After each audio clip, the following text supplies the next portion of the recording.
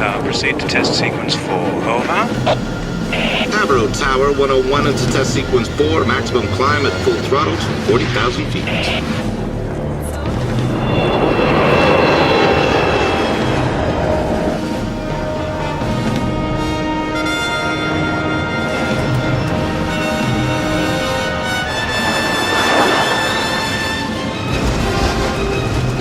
Record vibrations in airframe.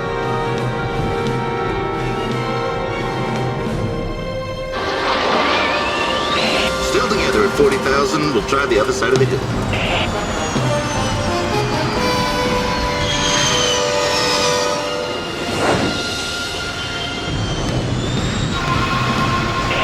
Mach 0.5.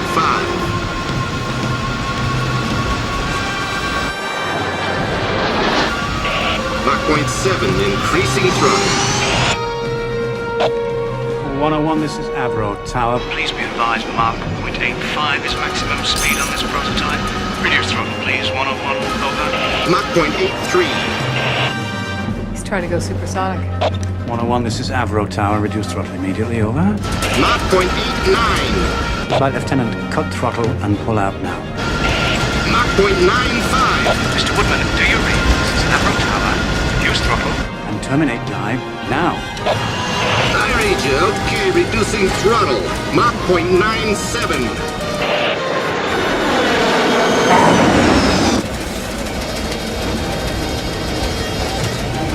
Avro Tower, we've got a problem. Signs of structural failure, controls non-functional. Initiating emergency procedures. Preparing to exit aircraft. 101, keep us advised. Number 1, I advise your canopy bolts have failed to fire. 101, do you read? 101, can you respond? Over.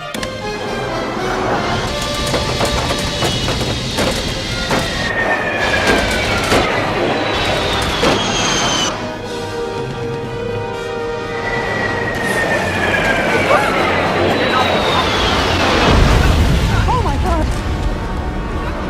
Come on, let's go! Let's go!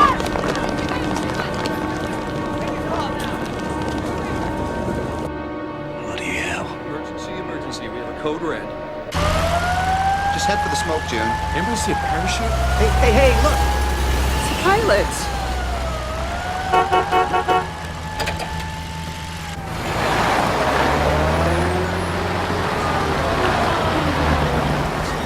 You're lucky to be alive as far as I'm concerned. Now, good luck.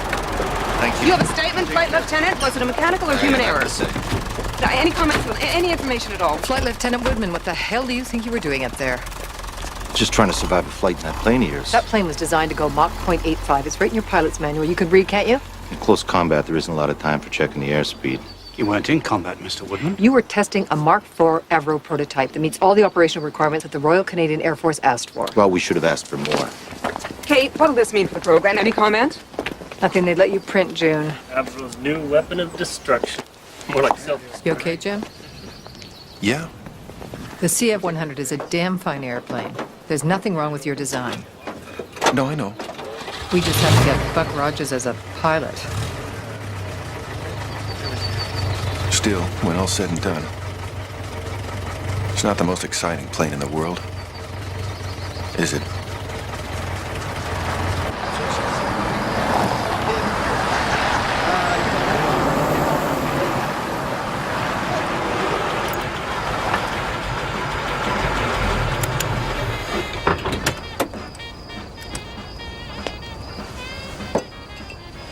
Hey kid, how they hanging? Oh, not too good, Ruby. Heard the news. Prototype dug a trench, eh? Yeah. The bad news is the pilot got out alive. You'll straighten it out, Kate. Yeah. The CF-100's not such a bad old crate. Thanks, Jill. You remember in 42 the nightmare we had putting together that first length bomber? That thing was so big, we never thought we'd build anything that huge. Yeah. Old Sir Roy Dobson brought in that team of British engineers to inspect the first one. We all hoped they'd get their asses torpedoed on the crossing. Remember that? He went over every inch of that thing. He was poking his cane into one thing after another. We were all quaking in our boots. I mean, he was the designer after all. And finally he finishes the inspection and he looks at his engineers and he says, about our Lancaster. Now that, gentlemen, is the way to build a bloody aircraft. Sure could use another day like that. Night. Night.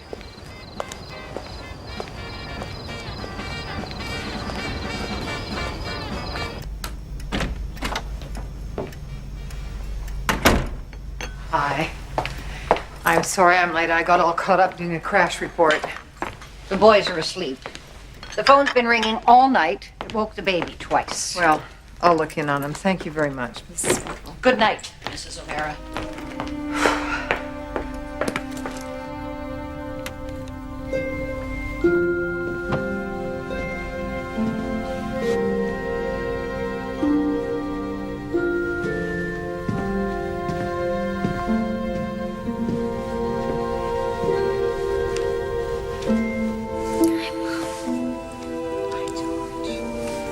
The radio said your plane crashed. Oh, yeah. I had a bad day today. Know what? What? Both Duke and I came right onto his hand. There was blood and everything. Oh, no. Hey, George, you know what we're gonna do? When I get the 100 back into production, maybe we'll take a nice long vacation together, okay? We'll go to Miami Beach, all of us. Daddy, too? No, honey, not Daddy, too. Sorry about your bad day. Yeah. Today I figured out that I spent the last 4 years building a boring airplane. Good night, sweetheart.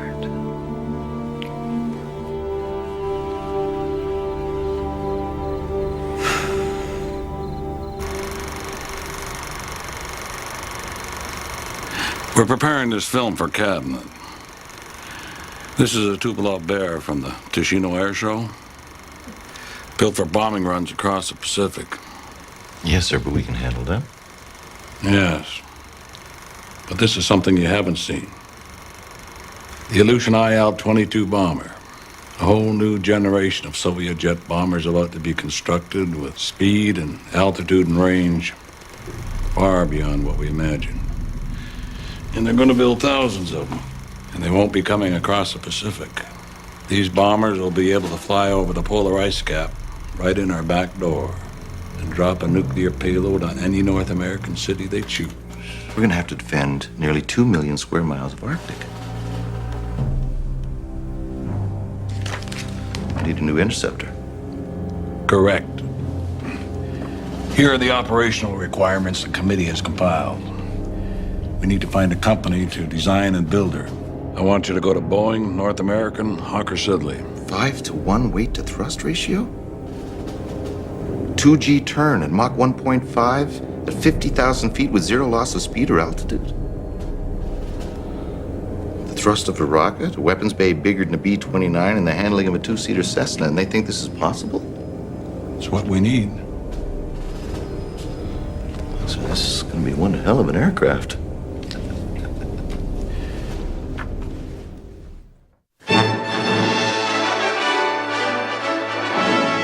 Welcome to this edition of your national television news feature program, CBC News Magazine.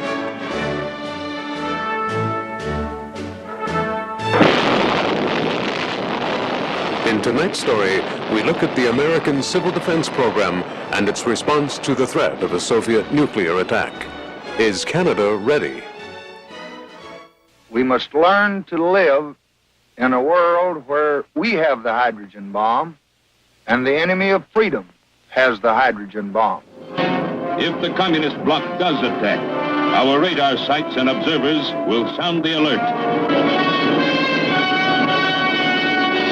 Giant bombers will take to the air. Jet fighters will scream aloft. Fighters will account for some of the enemy, but some will get through to your home.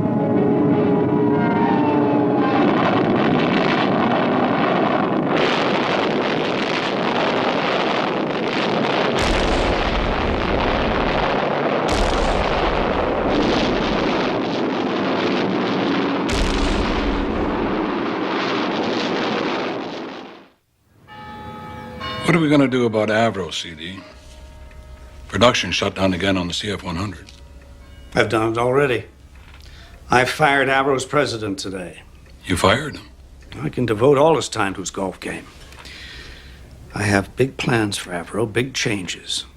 You'll see the CF-100 program sorted out. They'll be in full production again in no time. Well, I'm relieved to hear it. But I have a favor to ask. What's that? It's about this new fighter interceptor of yours. I want you to consider Avro aircraft. Well, they've hardly proven themselves on the 100 CD. This new aircraft will be highly advanced. From what I hear, aircraft companies haven't been exactly lining up at your door to build it. In fact, I hear the Brits and the Americans say the specs are unrealistic. The Brits just want to sell us their little Hunter F-1. Said we could stick a maple leaf on it if we wanted to. It's 1/3 our range requirement. Single engine, no navigator. It's totally unfit for Arctic patrol. And the Americans tried to sell us the F-102, and it's barely supersonic. You know, Wilf, this country does best with a big project. The Hudson's Bay Company. The Canadian Pacific Railway. It's why we're building the Seaway. Ships from every country sailing into the very heart of this continent. Canadian wheat sailing out. It's why we're building the oil pipeline. It's why I set up TransCanada Airlines. And that's why I got Avro started. All I'm asking is give Avro a little time to make a presentation. Hear them out. You said that there were big changes for Avro. How are you going to turn them around? I'm going to give them one of my boys.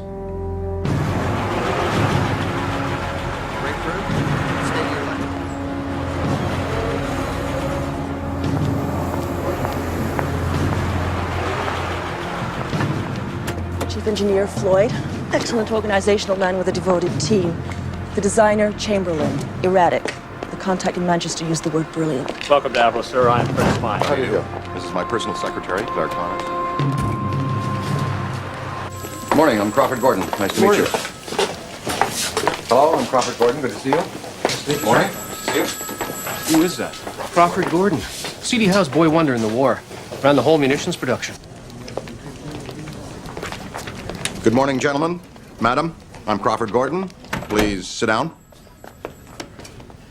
Mr. Gordon, I've assigned Chief Engineer Floyd here to make a report on the crash. James? Well, we'll have a full report on your desk by the end of the week, sir, but we think the basic cause of this crash... Thank you, James. I'm confident that the problems with the CF-100 will be solved and we'll be back into full production very soon. Oh, thank you. And this company, Avro, has the capability, the brains, the tools to accomplish anything we set our minds to. You've shown it in the past.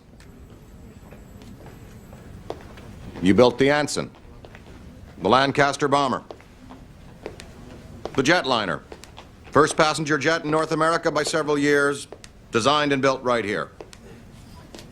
There's no lack of ability in this company. What you need is leadership. That's where I come in.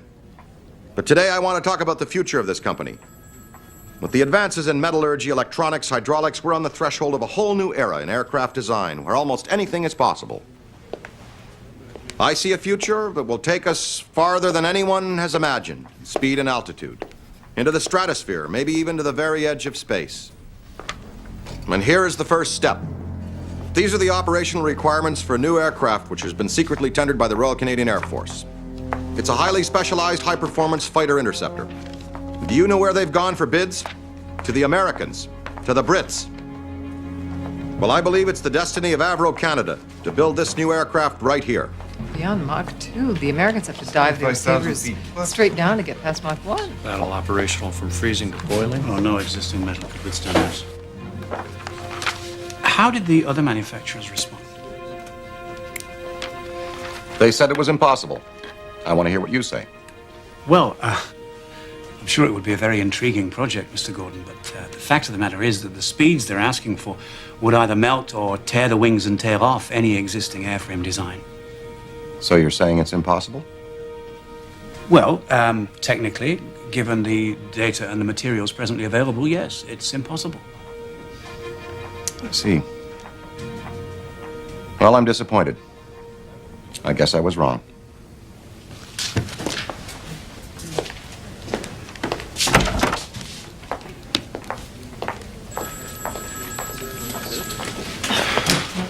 would he walk in like that with those crazy specs? I mean, we're a good team. We're ready to take on another project, but why not give us a plane we can build, not some crazy...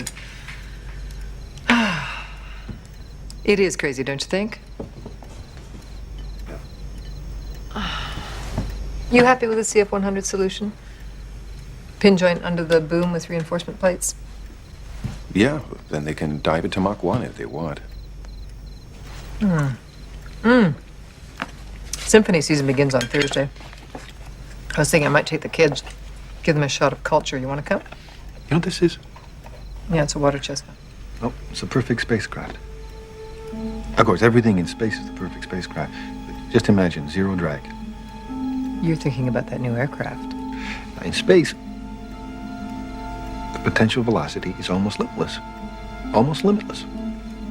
But that's space. We're dealing with heavy atmosphere. We penetrate air, we create drag and turbulence, reduced velocity, back to square one. Okay. Conventional aircraft have the noses. No problem there. Good penetration, no problem. Where the problem lies is at the back. You have chaotic displacement of air by the tail, the rudder, the trailing edges, and so on. So it's the drag. It's the drag. The drag is our enemy, and it multiplies at supersonic. Drag limits velocity. And so what do we do?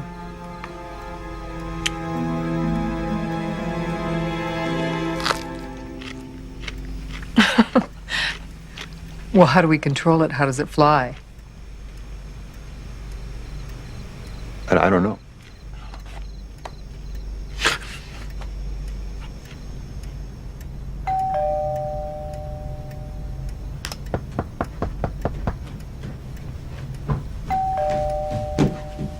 Who is it? It's me, Kate. It's a really simple thing, Kate. Jim. It's a really simple It's thing. 4 o'clock in the morning. Like I was saying, the problem with supersonic flight is the drag. It's always the drag. And that's created by the wings and the tail. We have to get rid of that. We have to get rid of the wings, and we have to get rid of the tail. No wings or tail. Yeah. Then there's no drag. Just get rid of them. Cut them off. That's a hell of an idea. Oh, Jim, please. Charlie's going to be up in 2.5 hours. I don't have time for this.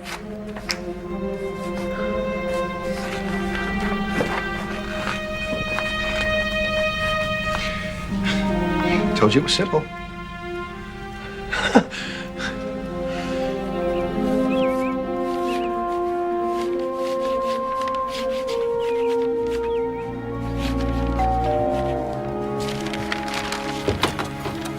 Come in. Honestly, Kate, couldn't this have waited until Monday? Just come. Just come and have a look at this. What? You'll see. Are we crazy, or is this the perfect supersonic design? It's certainly different, I'll give you that. Well, you see, the wings and the tail become part of the fuselage. You know, this could well withstand double supersonic. Of course, the wings will have to be extremely thin and, of course, extremely strong. Well, that means lightweight alloys. At these speeds, we're going to need hundreds of pounds of pressure. We need powered hydraulics of some kind. What about the wing leading edges? I mean, how do we stop it from melting at Mach 2? Stick in an air conditioner. Air conditioning, the leading edges. Why not? Hey, I was thinking about these specifications that the engines are replaceable in 30 minutes without hand tools. Oh, hello. This is James Floyd. Could I speak to Mr. Gordon, please? Oh, hello, Mr. Gordon. It's James Floyd. I'm terribly sorry to disturb you like this. Oh, thank you. Well, you see, what happened is a gang of us got together with some of the lads, and we may have something on that RCAF proposal. Could we meet on Monday? Oh. Oh, no, that's perfectly fine. Thank you. Well, he says we should go round there now.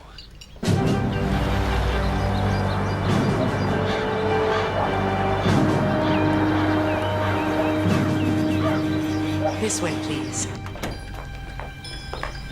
Darling, your guests are here.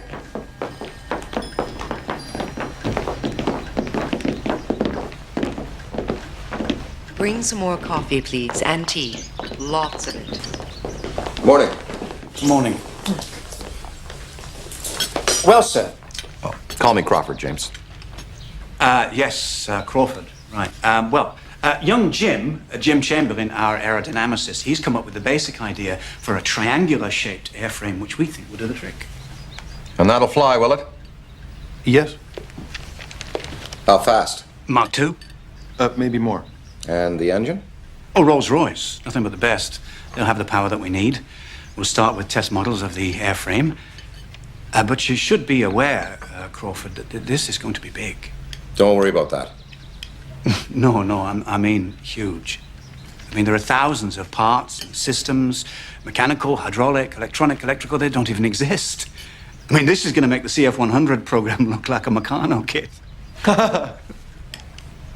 Good. You build this thing, James. I'll get the funding. Jim? Yes, sir? Call me Crawford.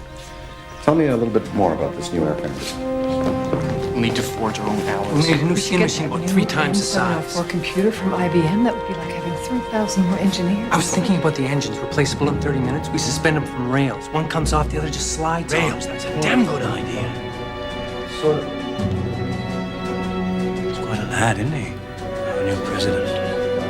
Yeah, definitely. Gentlemen, we've gone over your ORs. They're pretty tough. But we feel confident Avro can build you an aircraft which will achieve everything you ask for. As we did with the CF-100. The CF-100 was over budget and a year behind schedule. We're building jet aircraft, Flight Lieutenant, not toasters. I'm sure you could build a toaster. Jim.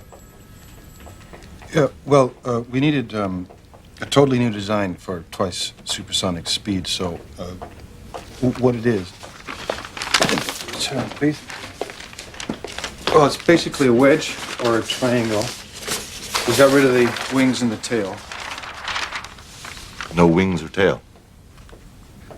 No. Not as we know them, no. Could you perhaps sketch us a simple version of this? Well, it's like a triangle or a wedge. What engines would power it? Rolls-Royce RB-106. They should be production ready for next year. And flight control? We're looking into navigation by computer. Radio control from the ground? No, miniature, basic, onboard computers, one for each I aircraft. still can't visualize this aircraft. Well, the drawings are very specific, Flight Lieutenant. It's a triangular shape A 30-ton triangle. with a central fuselage, high overhead wings to give easy access to the belly pods and the engines. But is it stable? Yes, we think the design is very We safe. haven't actually got rid of the wings and the tail. We've integrated them into an extremely efficient airframe. We're completely confident that it will achieve the performance you require. Look, it's like this.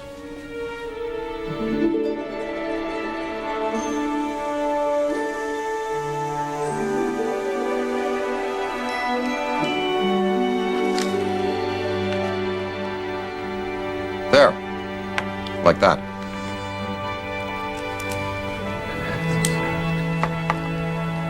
Would somebody get that, please? It's classified. Do you think we might have a more formal proposal?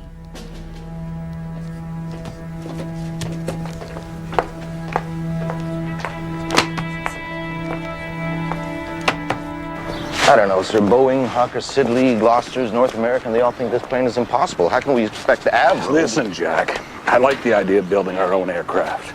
In the war, we built Hurricanes, Ansons, Lancasters. But when the Japanese were massing in the Aleutians, we couldn't get a plane for love nor money. The Brits had them all. We patrolled our coast against enemy subs in cloth-wing biplanes. A lot of good men, friends of mine, never came back. I swore I'd never let that happen again.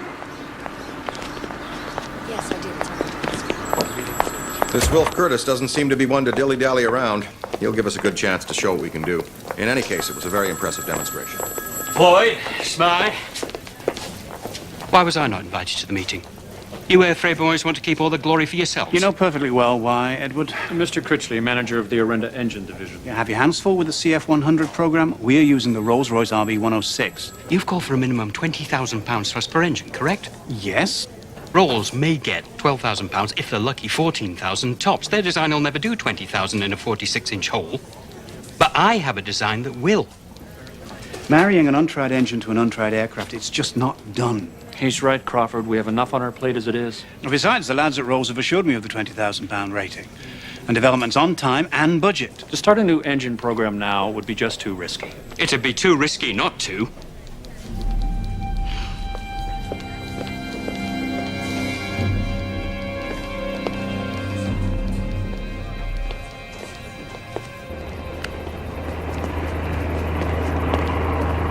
How's your flight, CD?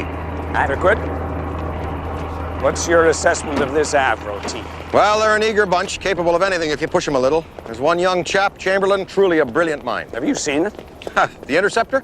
It's quite impressive. Looks like something out of a comic book. You sure it'll do the job? Well, that's what they tell me. Of course, the model tests will confirm all that. Once we get a model that achieves the performance required, Curtis will order it to production. We'll need 100 million to start. To start, 100 million. We need metals that don't exist, electronics that haven't been invented yet, hydraulics, pneumatics. We're building this aircraft from scratch, CD. It'll be the most advanced in the world. Cut the crap, Crawford. This isn't the war anymore, and there are limitations. I want a responsible budget you stick to this time. You hear me? Yes, boss.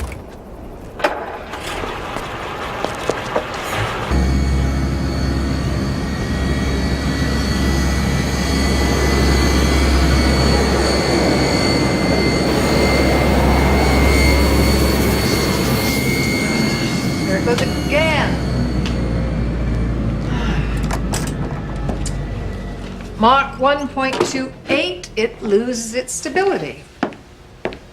All right, let's go over it all again.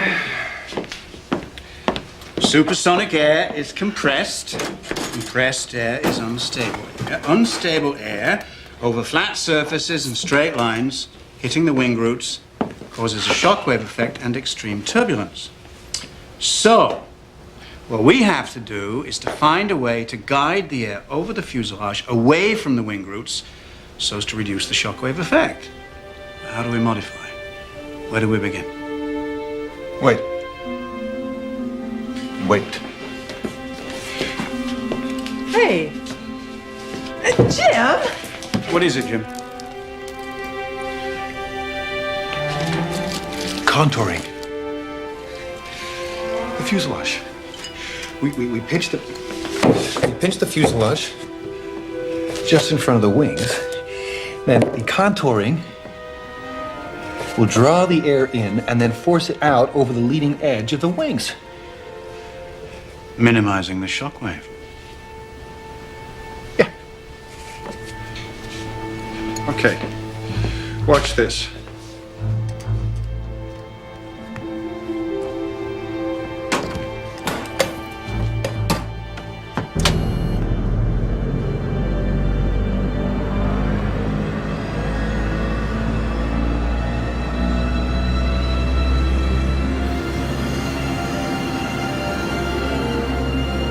Delicious, refreshing, and aerodynamic.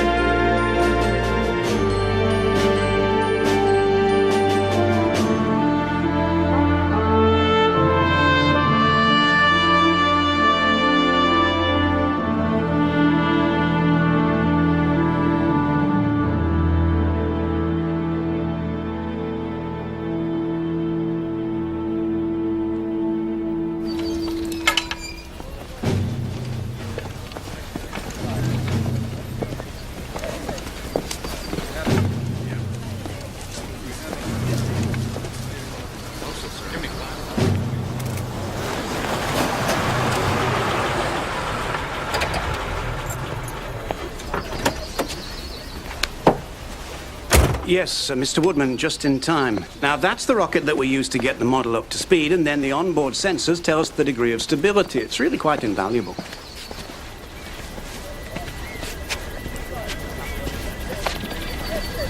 All set to go? Yes, sir.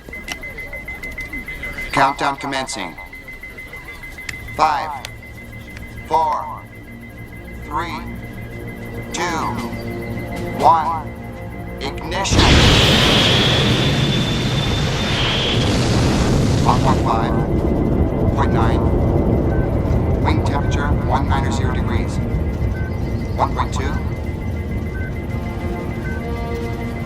1.4 and stable.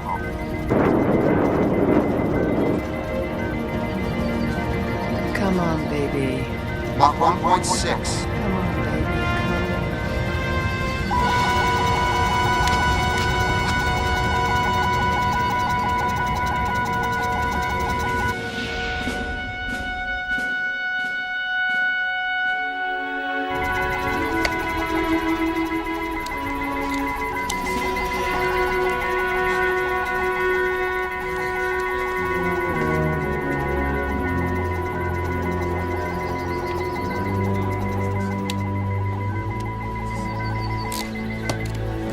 What was the last stable speed? Mach 1.6, sir.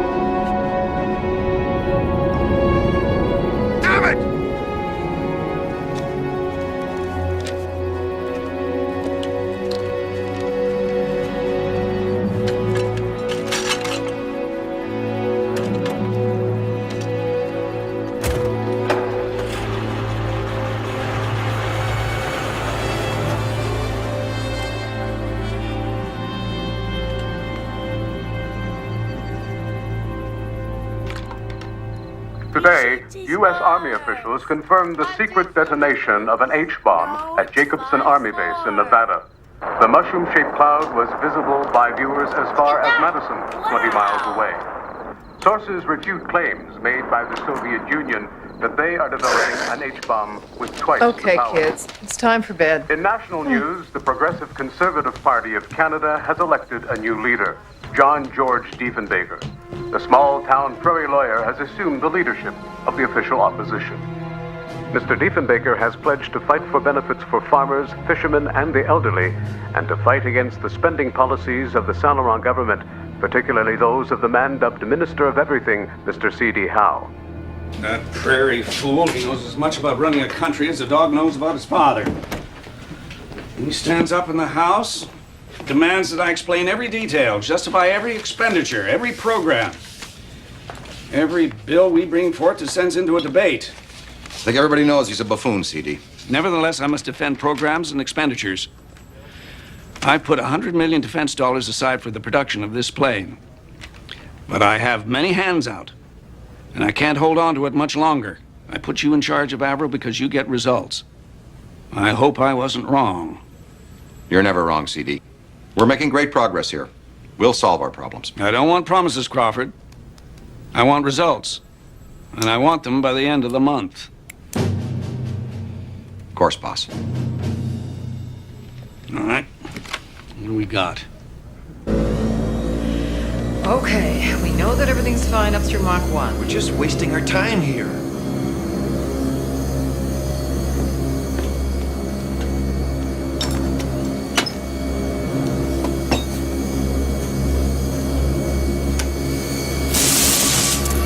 Jim?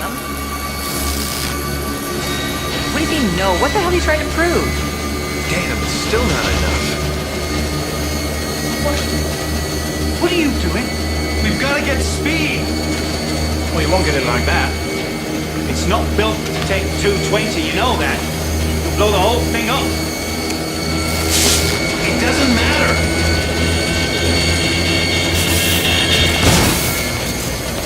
You're not gonna get more speed out of it now, are you? It's useless. It was useless before. We have got to have a wind tunnel, damn it. A decent wind tunnel so we can see what's wrong. There isn't a wind tunnel in the country that'll do Mach 2. Well, then build one or get one. We don't have time. I need a Mach 2 wind tunnel. Or we can forget the whole thing. Oh, now that's great. That's just great. Maybe I can help you. I could get you into Langley Air Force Base. Their test tunnel goes up to Mach 2. You could? Well, that'd be wonderful. Take it into the States? How soon could we go? You get on the phone.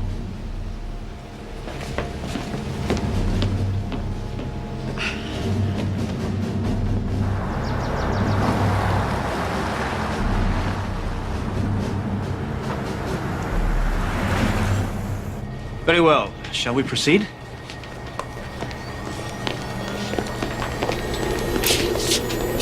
Now, increase the velocity in terrasse, please. Mach 1.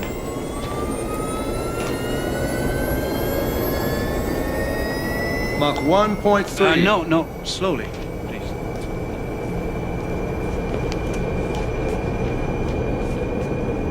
Mach 1.4.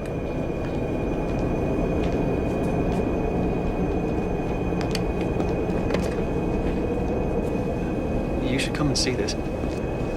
Mach 1.5. Mach 1.6. Okay, let's all watch for it now. 1.7. Increase velocity to 1.9, please.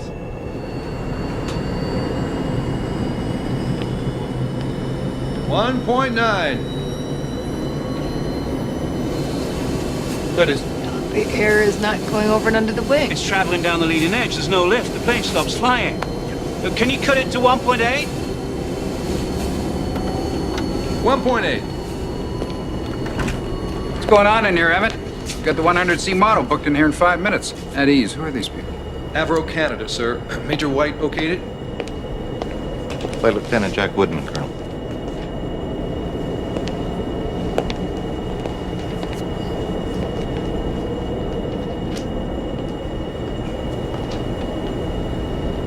Well, that's pretty the slow thing I ever saw. We've never gotten a model stable over Mach 1.3. You gonna build it? We plan to. Where? England? No, sir. Up in Canada. Toronto? That is, if we can get her up to our requirement, past Mach 2. Past Mach 2. Yes, sir. Well, keep me posted. Come down anytime. And if there's anything I can do to help out, let me know. Thank you, sir. I will.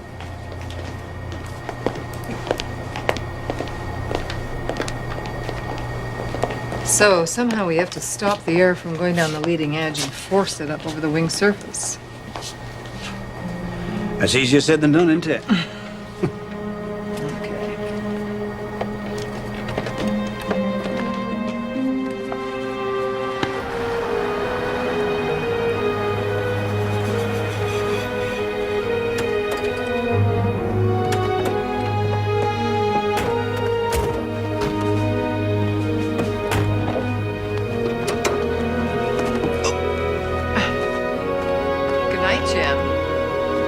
Mr. Woodman, I'd really like to thank you for all your efforts in getting us into Langley. Yes, thank you. Oh, you're very welcome. I just hope it'll help. At least now we understand the problem. Good night. Good night.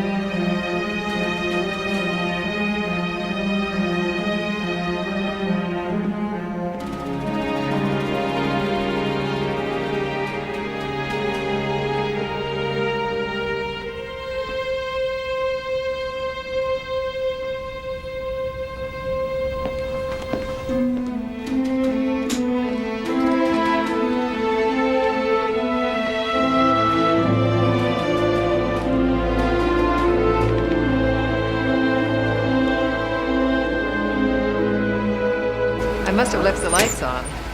I don't know why I don't carry those things. People are always saying be prepared, but I suppose I've always trusted a fate or some passing Boy Scout. How'd you get into engineering, anyway? Didn't want to nurse, didn't want to teach. Are you married, or? No. Well, only to my airplanes, or so my ex-husband used to say. Once he decided I wasn't having an affair with James or Jim or anybody else. Jim's quite a character, isn't he? Oh, yes. So is he stable now, or? What do you mean by that? I mean, how did you... Security check, standard procedure. He was under psychiatric care. That was 2 years ago. There was a lot of pressure from the CF-100 program on him, and he needed to rest, that's all. Okay, fine. Listen, Jim Chamberlain is the best damn airframe man that I've ever seen. And he is fine.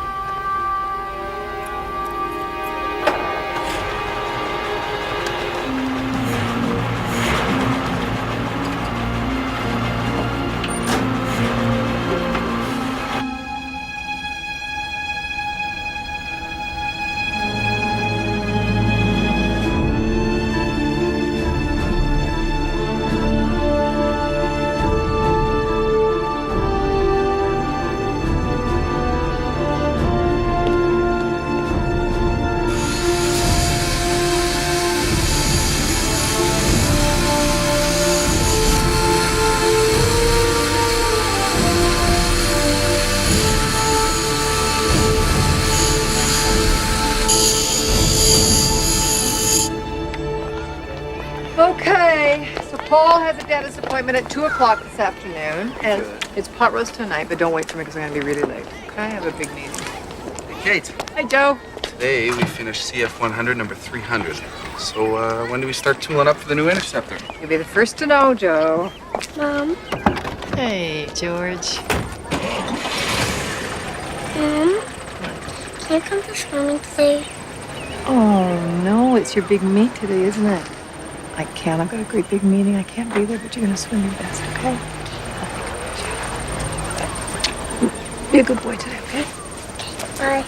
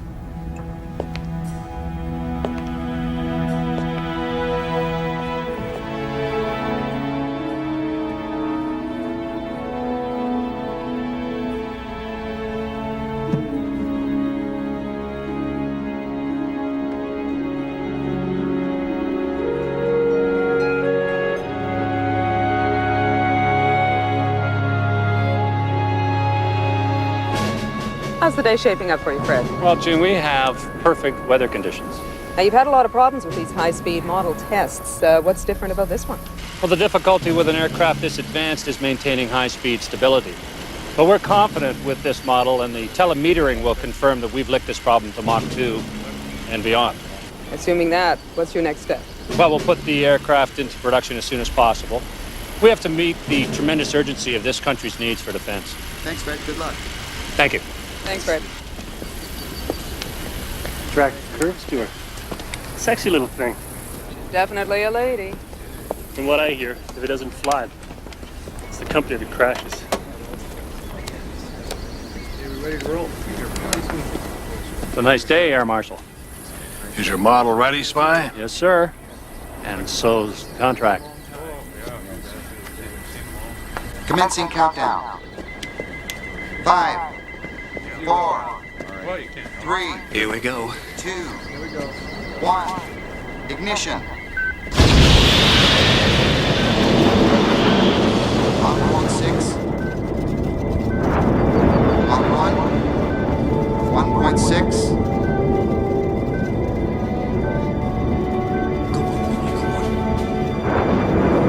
Mach 2. Yes. Mach 2.3. Maximum rocket velocity. Come on. Craft is stable. You did it!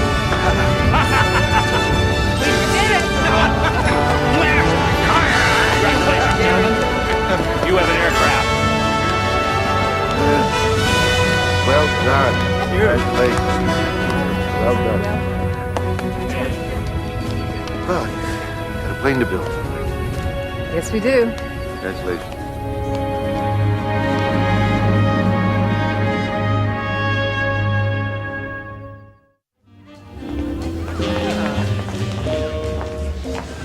How are you going to deal with the thin wing? You're going to need some kind of self-supporting infrastructure. Honeycomb. Just honeycomb the whole damn way. No time for a prototype, so we'll use the Cook-Craigie method. We'll go straight into production, and then we'll have hand tooling on the first aircraft.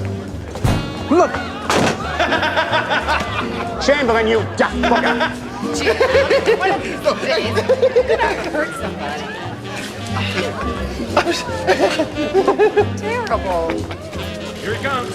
George, could you just give us a smile? Not just now, boys. Hi, Freddie. Robert, Mary, I'm sorry. Could I just borrow him for just a moment? You go in, my dear. Why do I get the feeling it's a long-term loan? It's from Rolls-Royce. They're abandoning the RB-106 engine program. We don't have an engine. Critchley was right. Well, don't worry, Freddie. We'll work out something. Right. So it's 3 against 1. I'm at my ceiling. Guns are all jammed. I'm all but out of fuel. so there's no other place to go but down. So I put it into a steep dive, full throttle, and I almost get away from it, too. Except for one little problem, I blacked out. So I wake up at 2,000 feet, still headed for terra firma. I pull her out, engine sputtering, scraping the treetops, and there, right in front of me, is an airfield. Well, I'm sure that wasn't the first time, Lieutenant, that you've woken up to find yourself in a dive.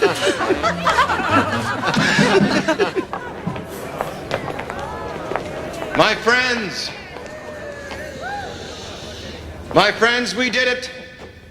We are about to build this new aircraft, designated the CF-105. We will call it the Avro Arrow.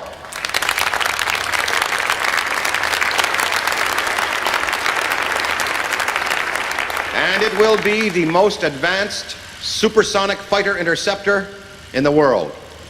We have been contracted by the Royal Canadian Air Force to put this new design into full production as soon as possible.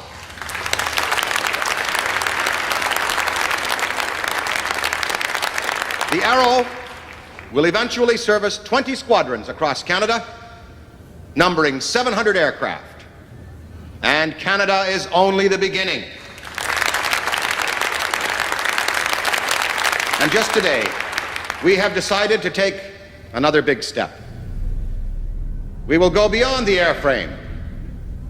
For today, we have decided to design and build a new engine to power her. An all-Canadian supersonic jet fighter interceptor, airframe and engine.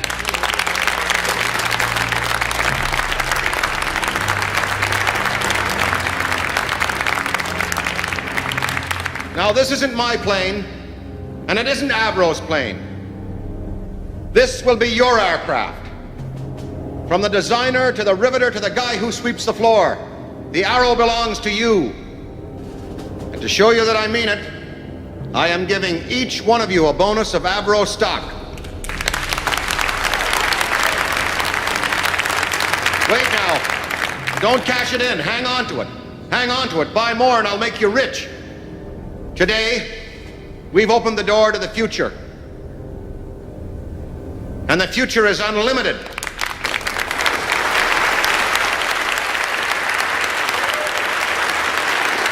Thank you.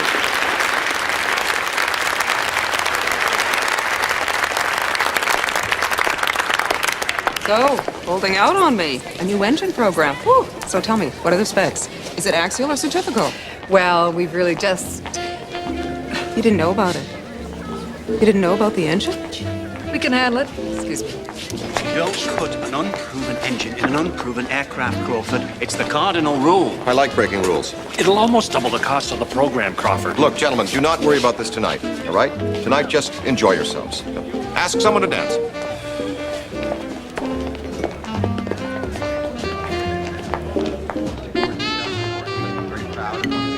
He's such a good speaker.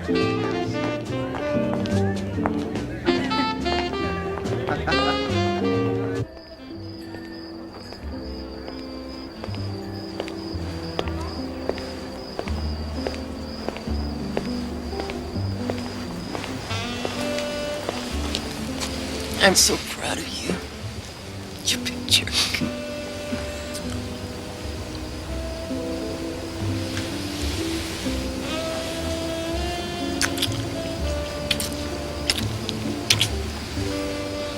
I have something for you.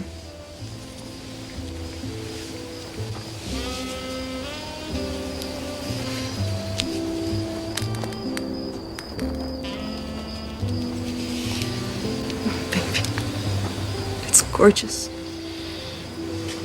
What's the matter? What's wrong, darling? I can't wear this in public. Wear it for me. Here, now. It's okay.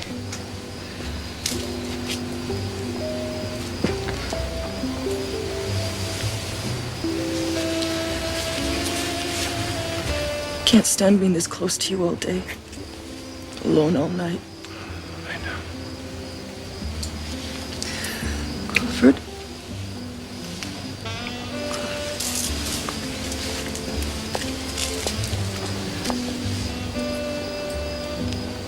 I don't think I can do this anymore. Listen, sweetheart. I've made a decision. I'm going to talk to her about a divorce tomorrow. Tomorrow? I promise. I'll take care of everything.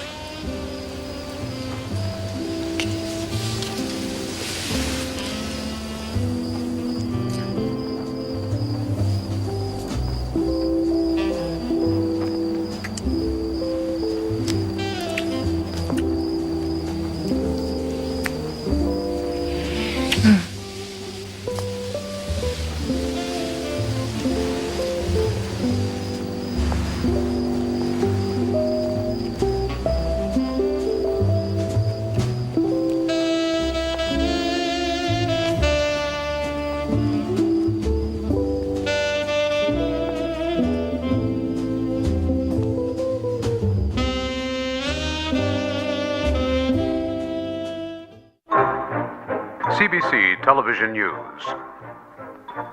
In Hungary this week, the deportation to Siberia of resistance leader Major General Paul Malatar led to angry demonstrations against the continuing Soviet occupation.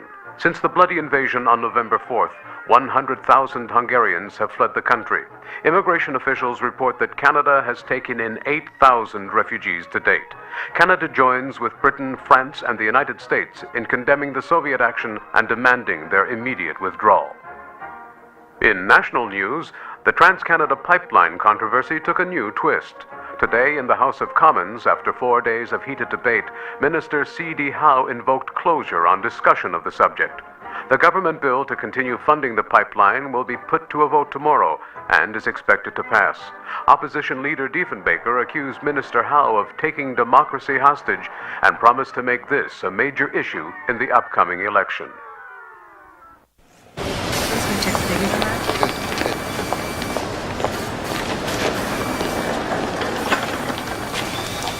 Rolls can't do it, can they? We have a 46-inch hole. You think you can fill it? We need 20,000 pounds thrust. It can't be done. What? Well, unless... Unless what? Unless you try something radical. Only 2 spools. Get rid of the center bearings. No center bearings? It's never been tried before. We'd use only outer bearings. Simplify the engine, reduce weight, increase airflow and thrust. 20,000 pounds? More. How soon can it be finished? It'll be ready when it's ready. You should have come to me in the beginning. Now you've wasted all this time.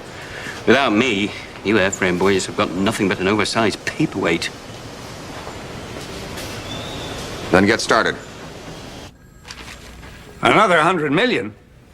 It'll be the most powerful engine in the world, CD. Every country will want it for their aircraft, military and civilian. You'll get your money back 10 times over. What's this about Avro buying Canadian Steel Improvements? And Canada Car? And a control interest in Dosco? I needed magnesium and titanium. No one else in the world can get us those alloys. We have to do it ourselves. Remember during the war, you hammered it into us. Don't rely on others for the basics. I warned you this is not the war anymore. I sent you to Avro to supply this government with an aircraft, not build a little empire. Well, this isn't about just one airplane, CD. I'm laying the groundwork here for a huge international aircraft industry. Isn't that what you wanted? All at 3 times the original budget. Sometimes I wonder if this whole thing is a big mistake. Now listen to me. After the election, I want results. I want to see this thing in the air. Or we're going to reassess the whole program. You understand?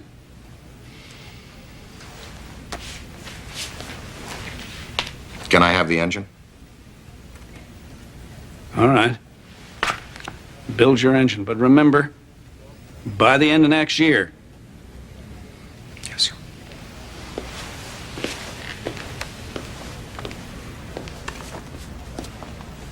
There's one other thing, Crawford. How's Mary? Mary? She's well. Good, good. It's a fine woman. Did business with her father, you know. It's a good family. Crawford, we're given the gift of privilege. With it comes moral responsibility. Set an example. It's good marriage, keep it. Put your mind on business. Frankly, CD, I don't see where this is any of your concern. It's a weakness, Crawford. You can't afford it.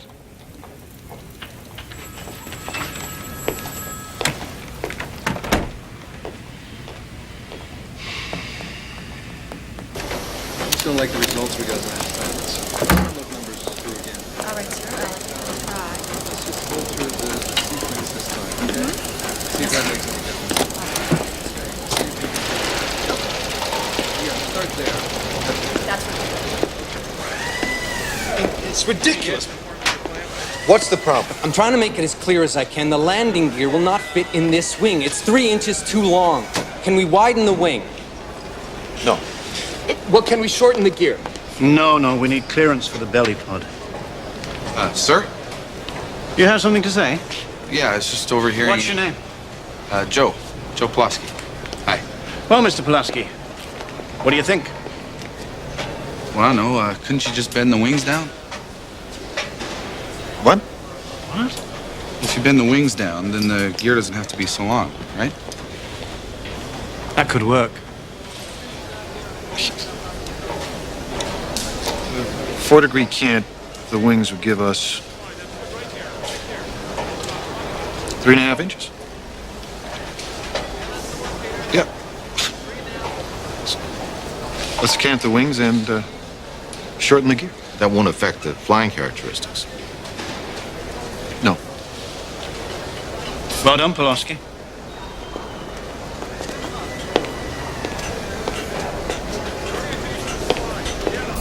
$10 degrees to starboard, sir.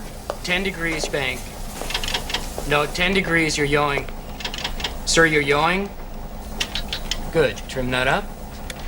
Watch the airspeed. You're close to stall.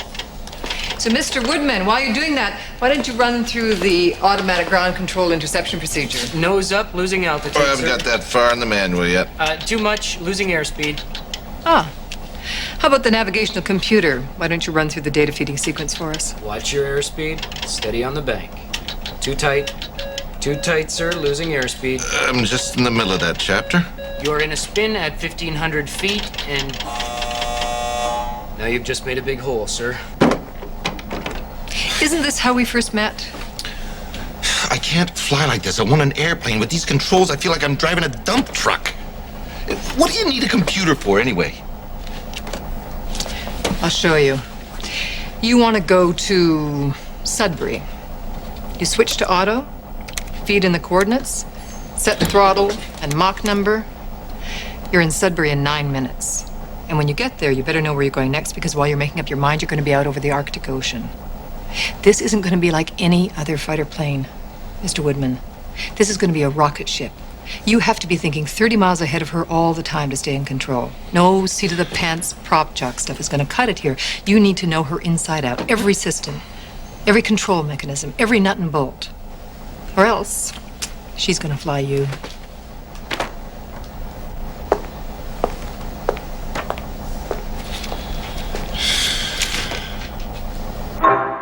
Prime Minister Saint Laurent told reporters today he is confident of another win at the polls based on his government's record of accomplishments.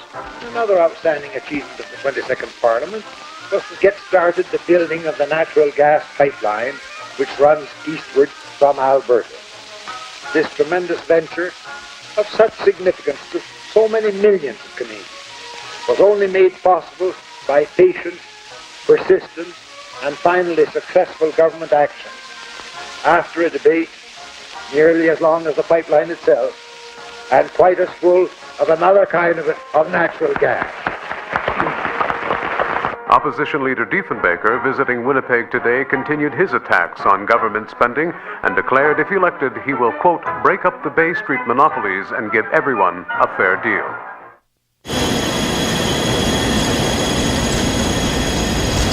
You see, £14,000 at 55% throttle. I told you, when we fine-tune the blades, it'll be the most powerful jet engine in the world. It'll put out enough thrust to drive the Queen Mary. We want to use the Indian theme. Call it the Iroquois engine. You say it's practical for other applications? Of course. We'll power almost any aircraft, bombers, passenger craft, even trains. Those airframe boys don't even know if that plane of theirs will fly. This engine is where Avro's future lies.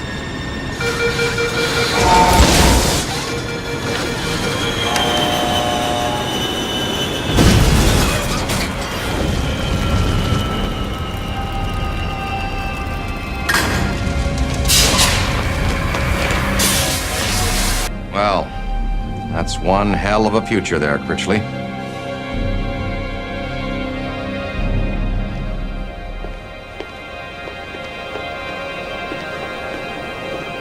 I need that damn engine, Freddy, so keep on top of it.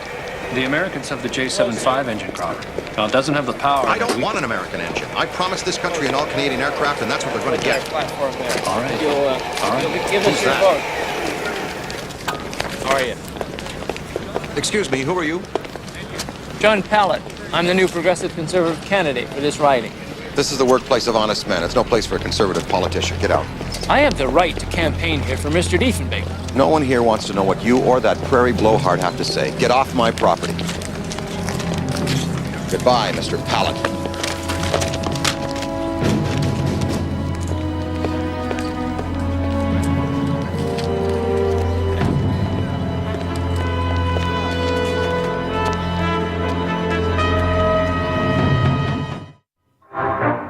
Canadians go to the ballot box tomorrow to elect their government.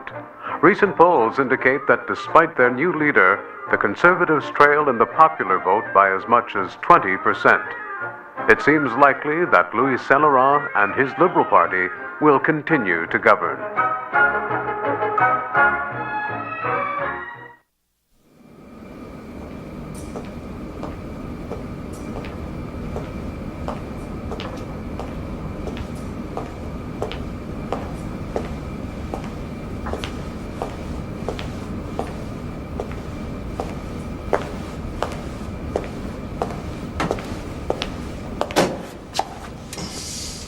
Hi. Hi. What are you doing here? I was just an old seat-of-the-pants prop jock doing a little homework. What are you doing here so early? I like to come here sometimes early in the morning, just before the shift starts, and, well, just look at her. It's wonderful when beauty and technology can come together. Yeah. What do you think of my navigation system? Well, it's not bad. I do have one big problem, though. With electronic controls, I won't have any sense of feel. What do you mean, feel? Like, when you're in a car, you can feel the road. With this, everything's electronic and hydraulic. Well, at Mach 2, you couldn't do it manually. You'd need hundreds of pounds of pressure. Yeah, I know, but with your system, I won't be able to feel the flex and stress in the airframe and the control surfaces. I should be able to feel that through my hands. Well, it's just not that way anymore. When I fly, I'm part of the plane. I want to feel wing load and G-force. I need to feel the level of stress in the airframe or an over-control during a given maneuver, and I could tear a wing off. It's not possible. You just have to figure out a whole new way of flying. You don't need a pilot, you need a computer operator.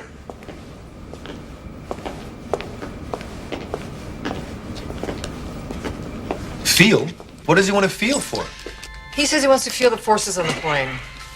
My head like a... Honey, what I was saying was, I'm not just a working stiff anymore. G-forces, I'm wing a load. shareholder in the company now. I think that makes sense. No, it's completely unnecessary. Spades.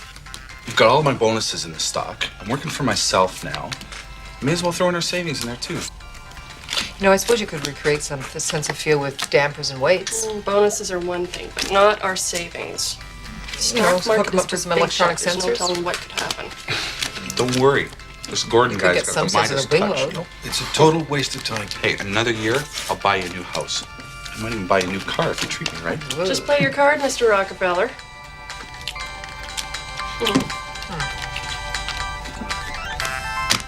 And now the CBC News. Listen. In a startling upset, the Conservative Party will form the next government of Canada under John Diefenbaker. Let me say to you this night, God help us, ladies and gentlemen, that is our new Prime Minister. Man's never been east of Saskatoon. The man's never been west of Saskatoon. there will be a process of equalization of opportunities for all parts of Tailor-mades. You bet. I'm a lady now. Always knew if I stuck with this Polak long enough, he'd have me farting through silk. The final count was Liberals 105 seats, the Conservatives 112. 7 Liberal cabinet ministers lost their seats, including the man dubbed Minister of Everything, Mr. C.D. Howe. I don't know what to say, CD. Has this country forgotten all that your government did for them? Are we all accountants in this country? We no dreams or visions anymore? Not that that damned aircraft of yours was any help. Behind schedule, 3 times the budget, not a single plane in the air to show for it. You failed me, Crawford. The Arrow will be an amazing achievement, sir. It'll be your legacy to the people of Canada. Let me tell you something. These men who've come to power, they have small minds. You will scare them.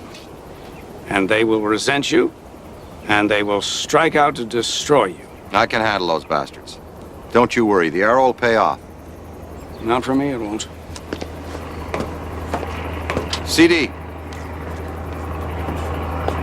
What are you gonna do? I'm gonna go home and play with my grandchildren.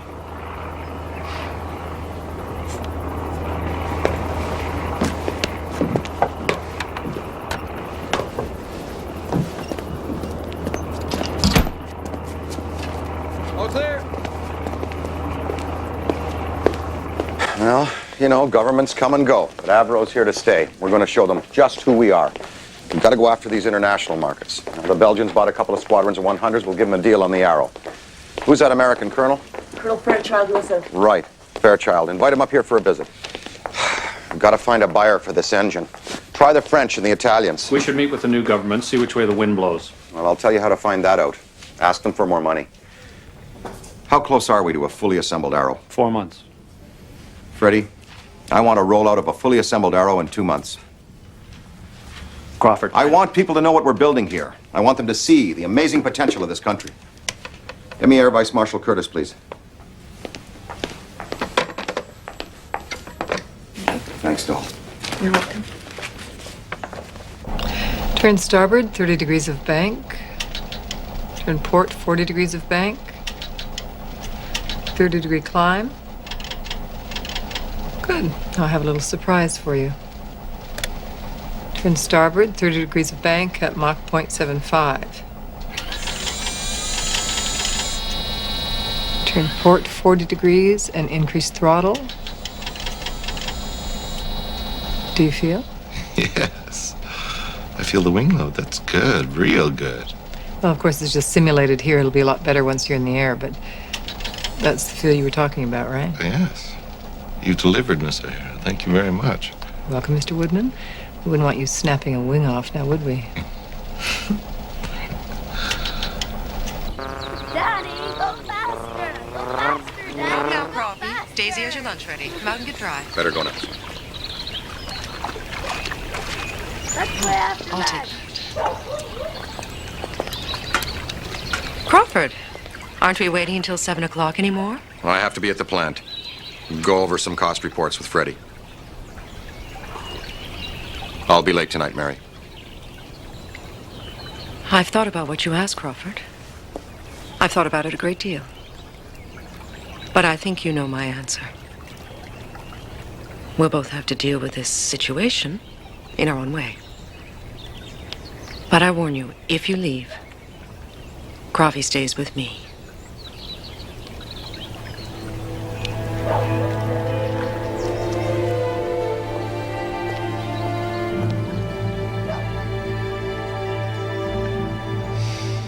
A program of structural and systems test was begun at an early stage and carried out with one primary aim in mind.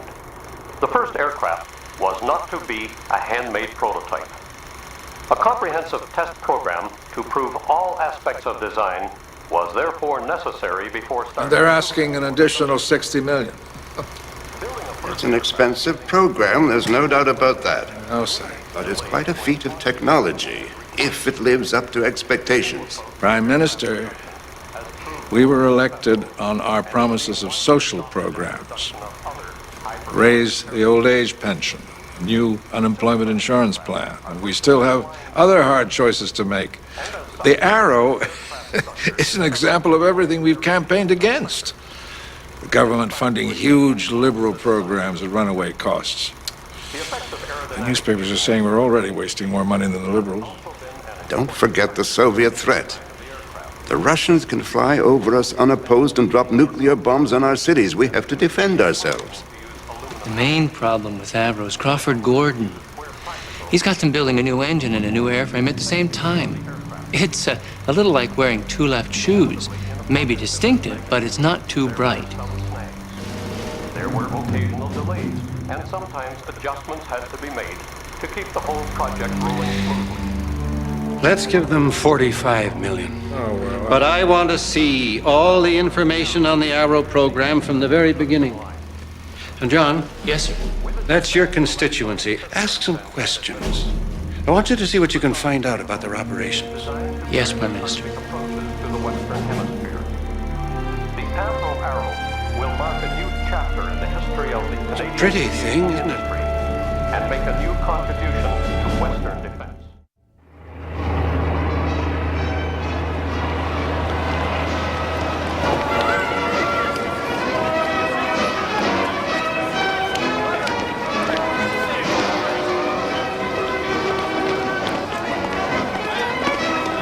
There's a feeling of anticipation here today, ladies and gentlemen, as we await the rollout of the first Arrow. Among the dignitaries are executives of Avro Aircraft, RCAF Air Marshal Wilf Curtis, and the new Conservative Minister of Defense, the Honorable George R. Parks, VC.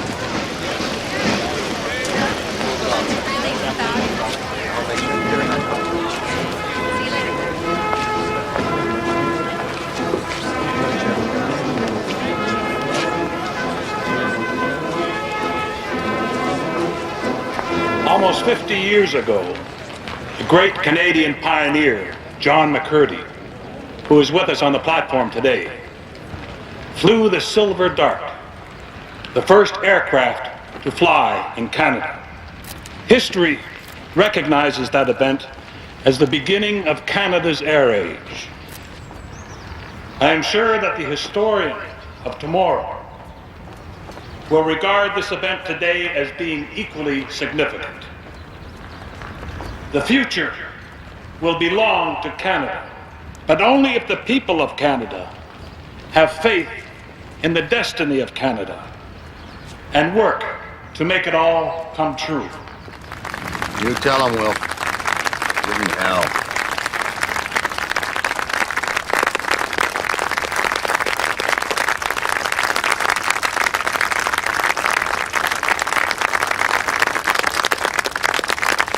I should like once again, in my capacity as Defense Minister, to commend the efforts of those who have contributed thus far to the development and production of this airplane. Through your efforts, you are making a direct contribution to the defense of the free nations of this world, and so to the well-being of us all.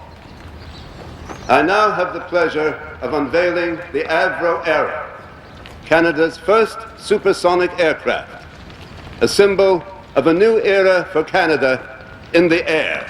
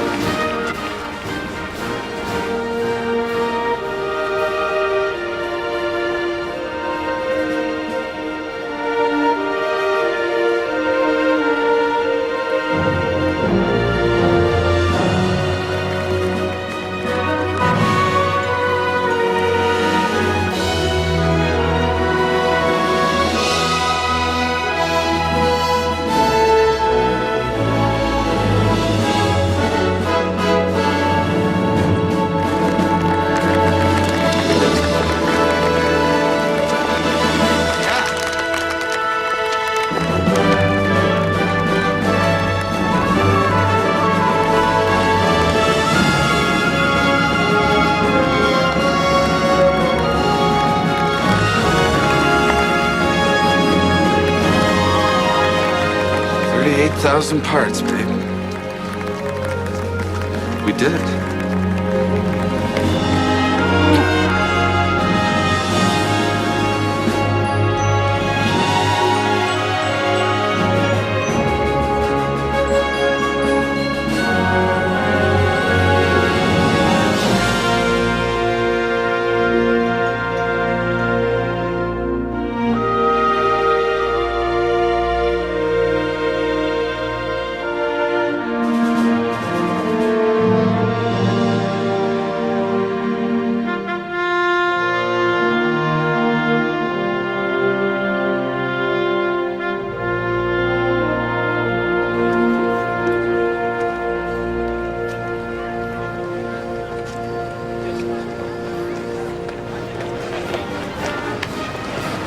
Congratulations. Great job. Quite permanent. Yes. Good. A bit almost triple. Sure.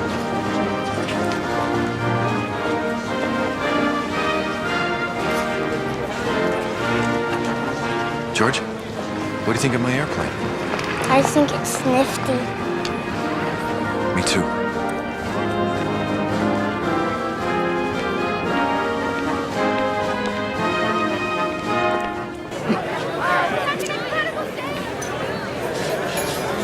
So, do you think Crawford got what he wanted? Oh, I'd say so. I told the press no more than 2-inch headlines. We have to save something for the first flight.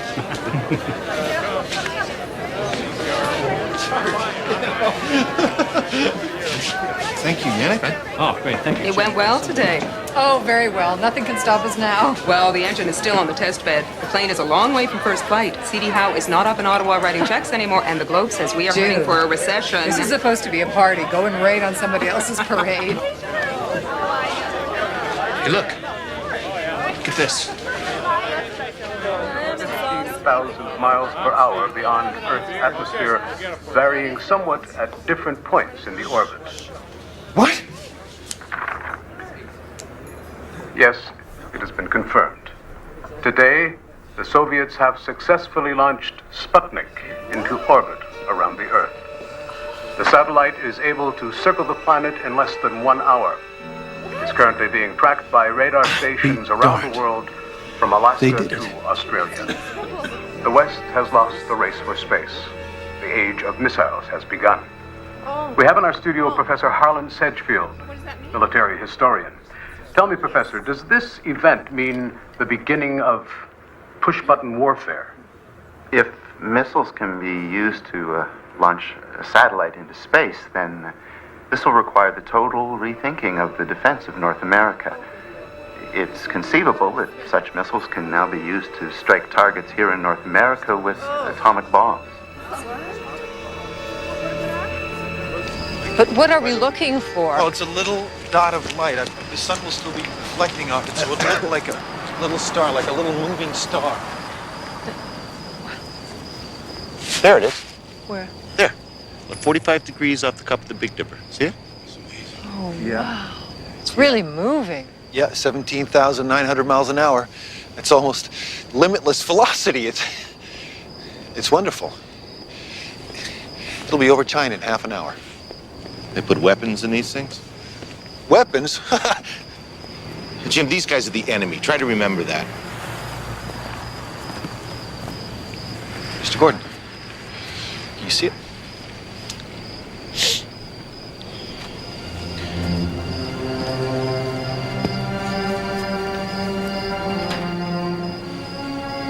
Freddie.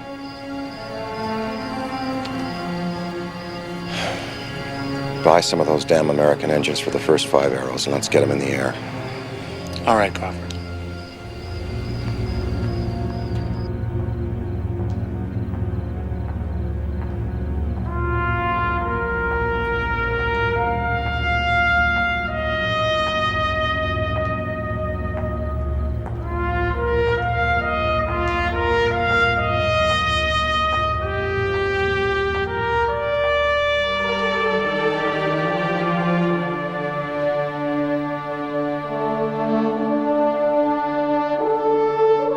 Don't worry, baby.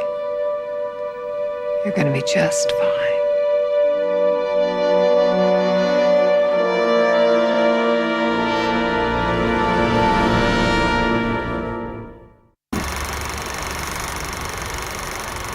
This is the Soviets' new Soyuz rocket. Well, what does this new threat mean to us? The Americans want us to buy their Beaumark missiles.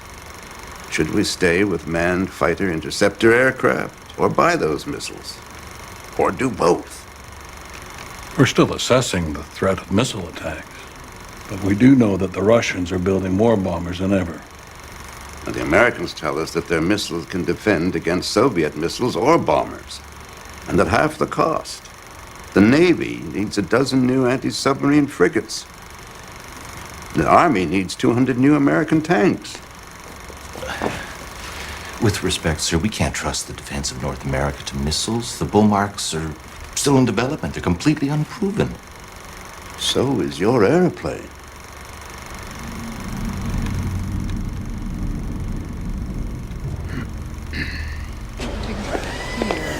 How soon can we start taxi trials? Patience, Flight Lieutenant Woodman, a few days.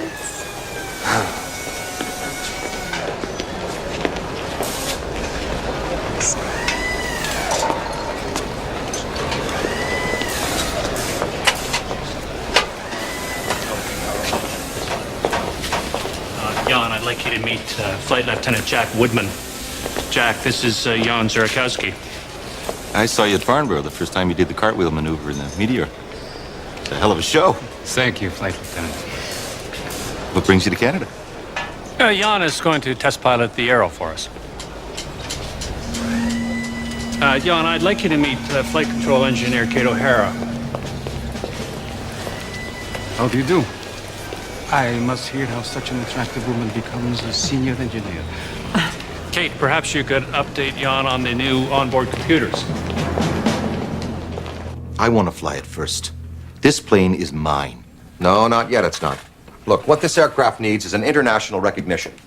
Now, with Zurakowski's reputation, if he endorses it, I can sell this plane around the world. But I know the control procedures, the backup system, every goddamn nut and bolt. So will Zurakowski. Zurakowski's gonna go by the book. He's in no hurry. It could take him weeks or months to prove the Arrow's capabilities, and I don't think we've got that long. I could fly it today. Look, I have no doubt that you can fly the aircraft, Woodman. Absolutely no doubt at all. But the fact of the matter is that I need to sell this aircraft outside of Canada. And what it needs is the endorsement of a big-name pilot. So, Zurakowski flies.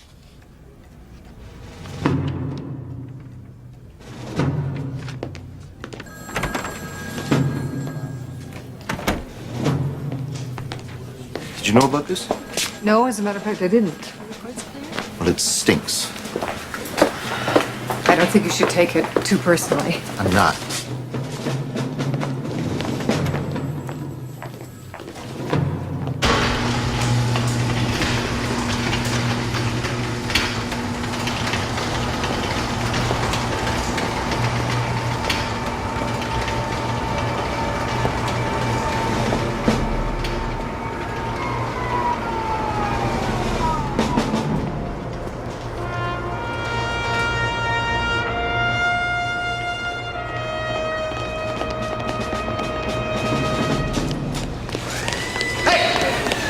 Hey, fellas, Zura's gonna take her up. Come on. Hey, boys! We're gonna try one! Come on! All right. Hey, boys, let's go!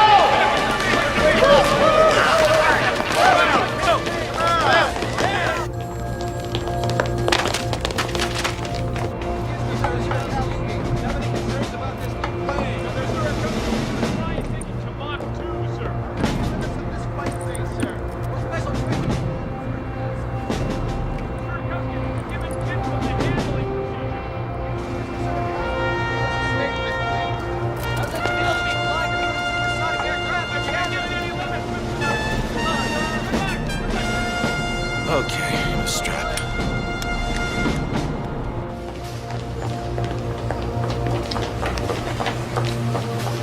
Yes, go, go.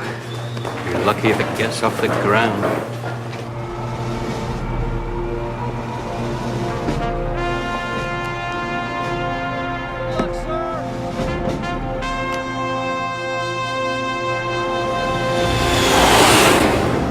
Averill Tower, this is Chase Plane 117 entering a left-hand circuit at 1,000 feet, standing by. We read your chase plane. Carry on.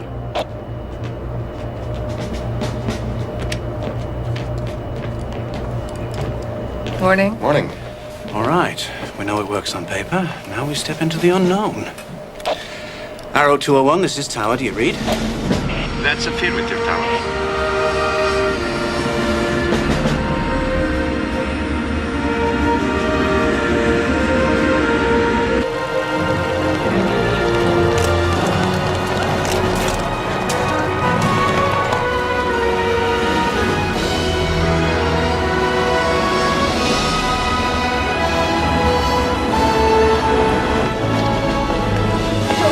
They're flying the plane. Hurry, honey, we're gonna see Daddy's plane fly! Finally getting it up!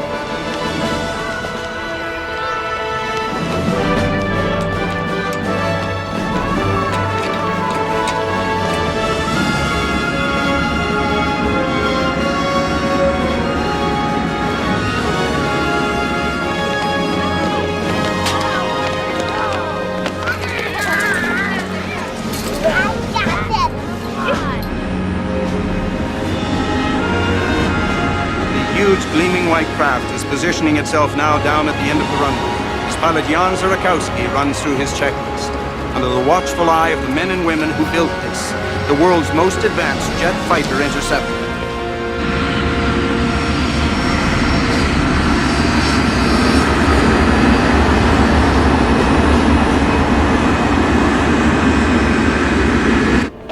Arrow 201, this is Avro Tower.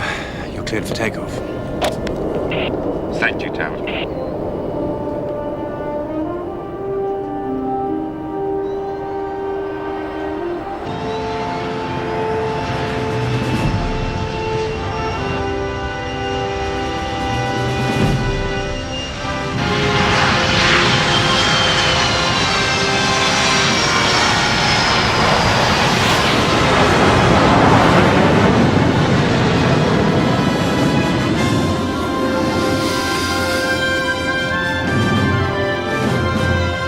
Arrow 201, this is Tower. How is it, Zora? Everything fine. We reach it in.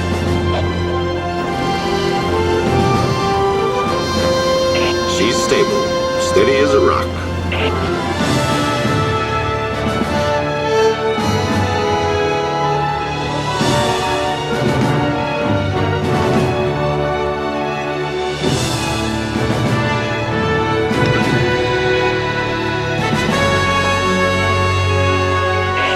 Gear up and locked, clean and looking good.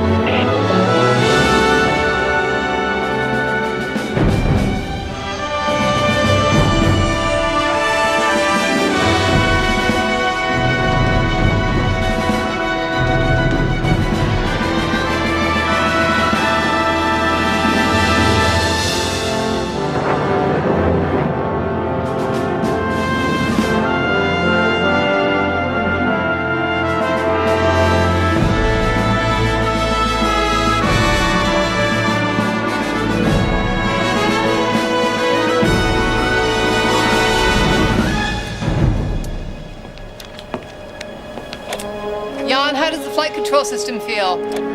Fine. Mach 0.75. Entering a crosswind lane. Everything fine.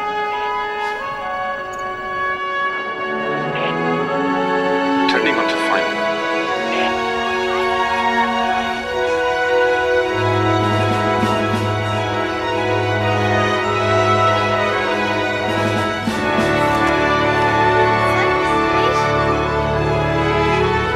Setting up for touchdown.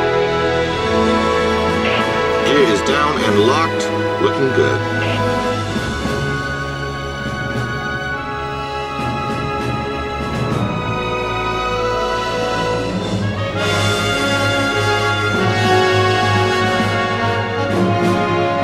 Easy, baby, easy.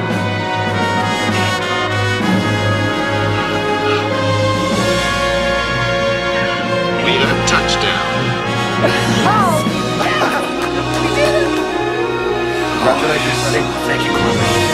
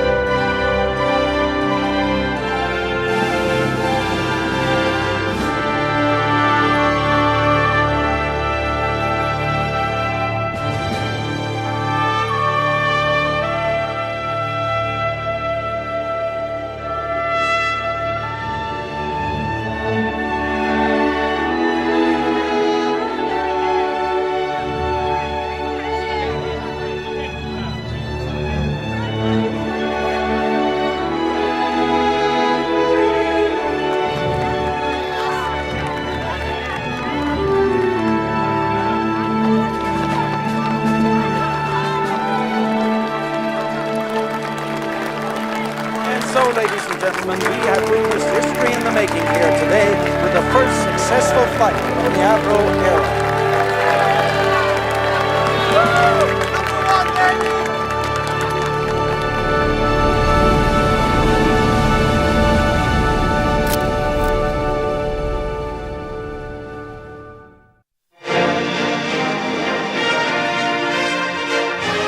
With the first 5 Arrows off the assembly line and flying with an almost flawless record of testing, everyone is eagerly anticipating a new generation of Arrows with the more powerful Canadian-designed and built Iroquois engines. And now Avro Canada has taken over development of the Sparrow II missile and Astra guidance system from the U.S. Navy. This weapons system is the most sophisticated in the world, and Avro engineers are solving the guidance problems that defeated the U.S. Navy engineers. And Avro Canada isn't stopping there. Down in hangar number 4, work is proceeding on a prototype of the Avrocar Flying Saucer for the U.S. Army. Avro is moving ahead on many fronts, and confidence in the future is flying high.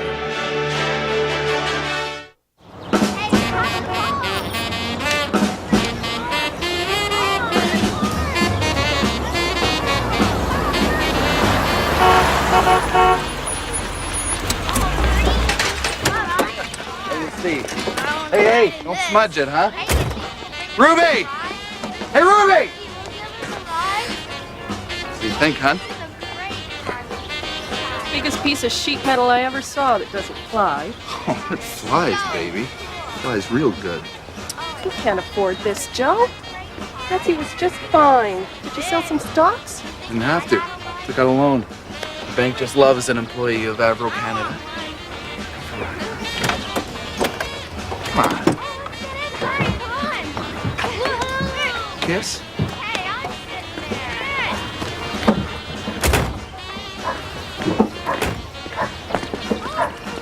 Ready? Merveilleux, François. 20 000 livres, minimum. 47 pouces. Oui. Envoyez-moi la lettre d'intention et je donnerai la priorité absolue à la commande. Oui. Bien.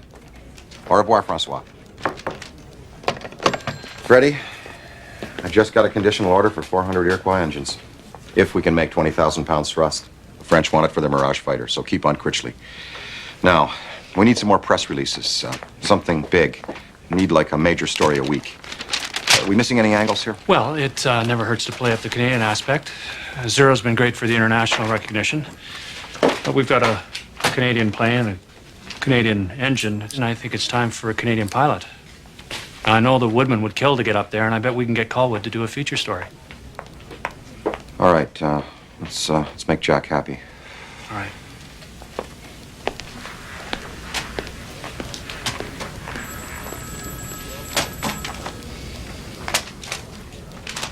Yes, sir.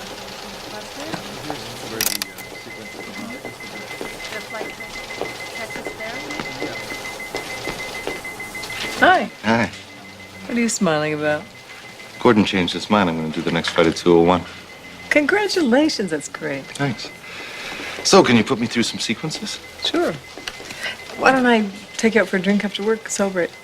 Great. I'll be right back. Okay.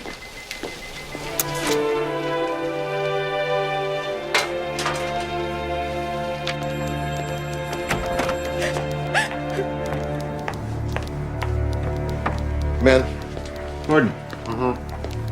Is it true I'm being restricted to Mach 1.2 in tomorrow's flight? That's right. That's barely cruising speed. You could do Mach 2 without even working up a sweat. I know. Look, we've got to start showing some numbers in this plane. If the chiefs of staff don't see performance soon, they're going to bury this program and buy missiles. This aircraft isn't going to do diddly squat until it's got the new engines in her. That could take months. Look, I'm not here to give free promotion to those Pratt & Whitneys. When the Arrow beats the world speed and altitude records, it'll be with the Iroquois turbines and burners. Then I can sell that engine all over the world. We won't give a damn what government's in power. So, until the Iroquois is ready, we just take it nice and easy and stick to the schedule. Understand?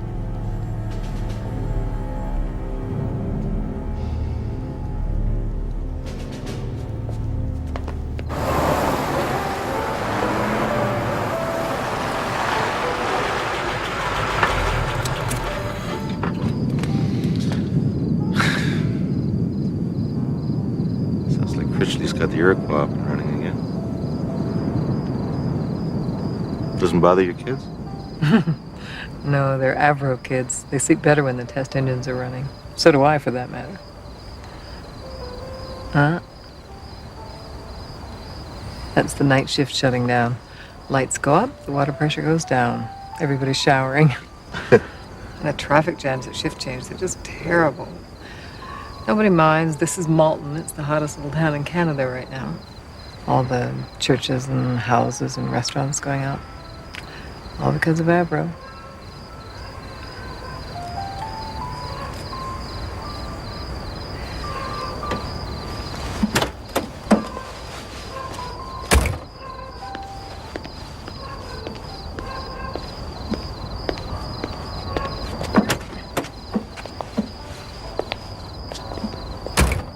Jack, there was something I wanted to ask you about.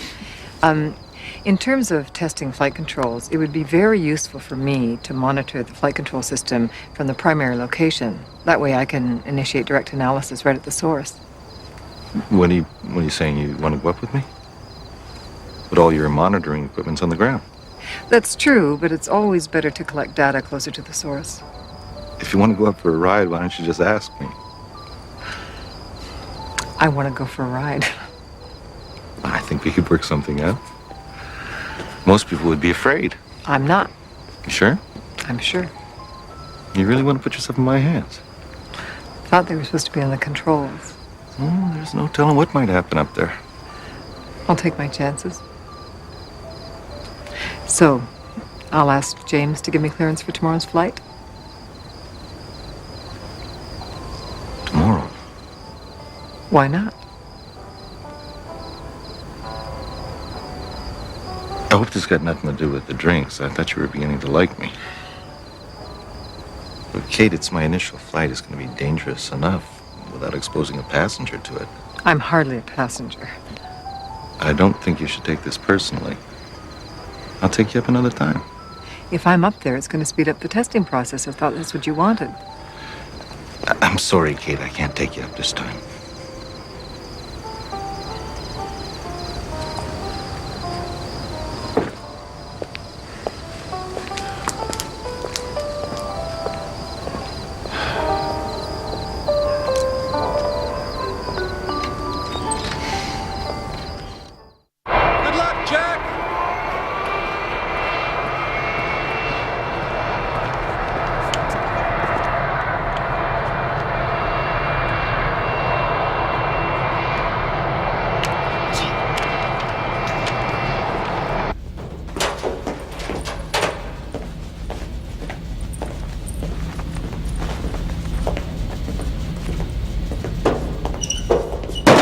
I told you I didn't want a passenger. Avro still owns the plane. Crawford gives the orders. I'll refuse to fly with you. Sure, Zura would be happy to go up. Look, Kate, I'm going to push this plane today, see what she can do, and it could be dangerous. But if we don't start putting some big performance numbers up soon, this whole program could be at risk. You've got a job to do, and so do I.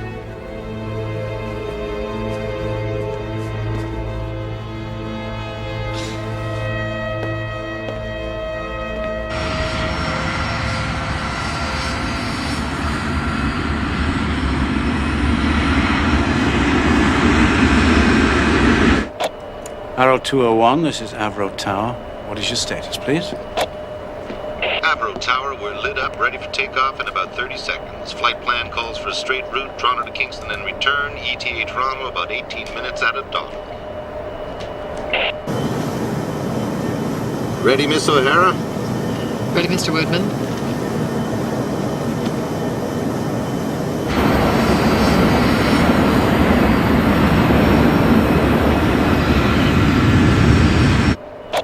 Arrow 201, you're cleared for takeoff.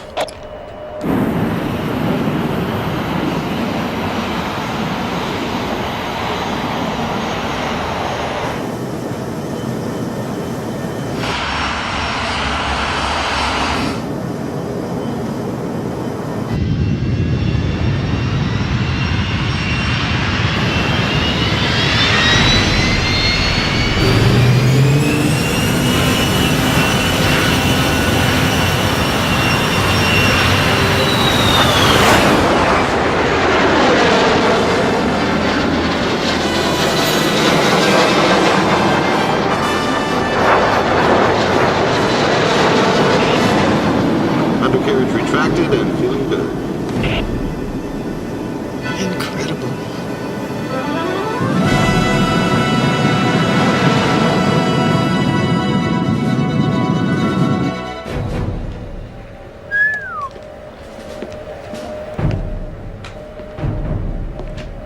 Are you using the Hughes weapon system on this rig? No. We're developing the Sparrow 2 missiles with the Astra guidance system here in Canada. You're building an airframe, an engine, and a weapon system? That's right, Colonel. What kind of ground control is required? None. You can't expect any ground control over the high Arctic. The computers will make each aircraft totally self-sufficient. They'll find the enemy, lock in, and destroy before he gets over the ice cap.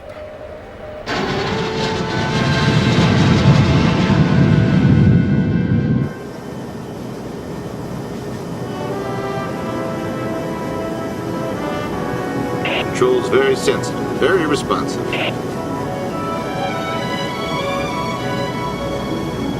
Can I switch to auto mode now? Auto mode? We just got up here. Well, let's see if the computer will take us to Kingston. I'm switching to auto override. I'm dialing in the Kingston coordinates. Set. Hey, look, Ma.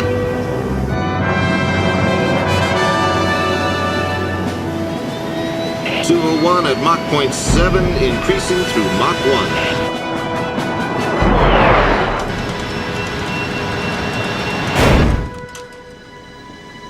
What happened? Gee, I guess the engines quit. What? Kate, we broke the sound barrier. You can't hear them. Oh. Asshole. Okay, here's Kingston. Auto mode's been having all the fun. When's it my turn? Just let me set the Toronto heading. 201, directly over Kingston Beacon, negotiating 180 degrees standard turn, not to exceed 1.5 Gs.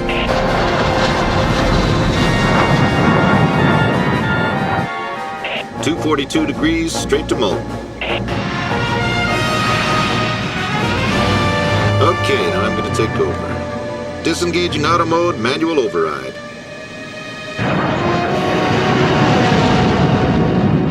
So, you ready? Mach 2, 50,000 feet? Do it.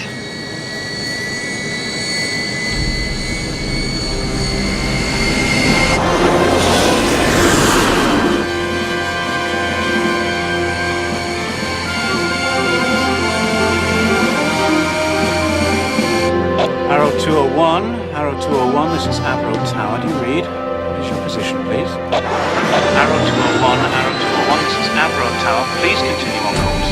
Will do. Just going for a little altitude first. 3/4 throttle, still climbing and accelerating. My God, this is a rocket! What did I tell you? We're at Mach 1.6 at 32,000 feet. Make that 1.7. Arrow 201, this is Avro Tower. Please continue on course. Woodman, this is Gordon. Cut back your throttles. That's enough. Gordon, I can do Mach 2. I can take the world speed and altitude record right here, right now. Let me do it. I said no. If you break the records, those Frenchmen will buy the Pratt & Whitneys. We can kiss that engine contract goodbye. We wait for the Iroquois in 206.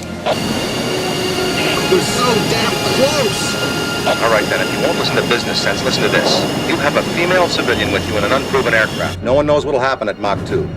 It's your responsibility, Woodman.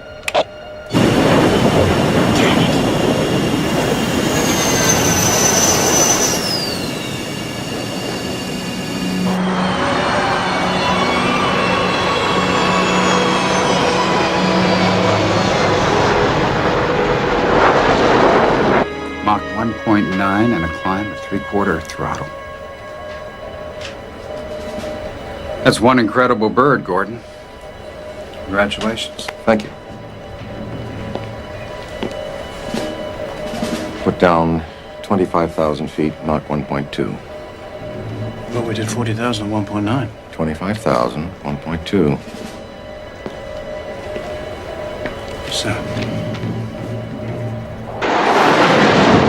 I can't believe the flight's almost over. Well, Still got a little fuel left. Avro Tower. Will limit speed and altitude, but request permission to extend this leg out over the lake. Engineer O'Hara has requested some tests in the flight control system.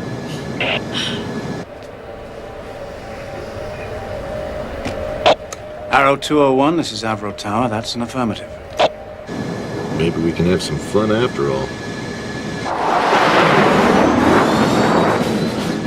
What are you doing? Ever been to Buffalo? Where's he gone? Arrow 201, come in, please. Everything's fine here. Just checking FCS response. Let's go wake up the Yanks over at Niagara Air Force Base.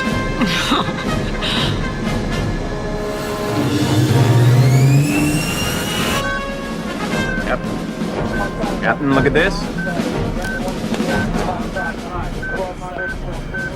Look at that son of a bitch come at us.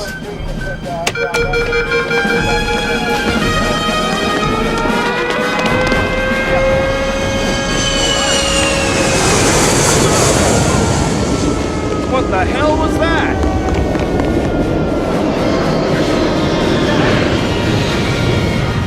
Wow!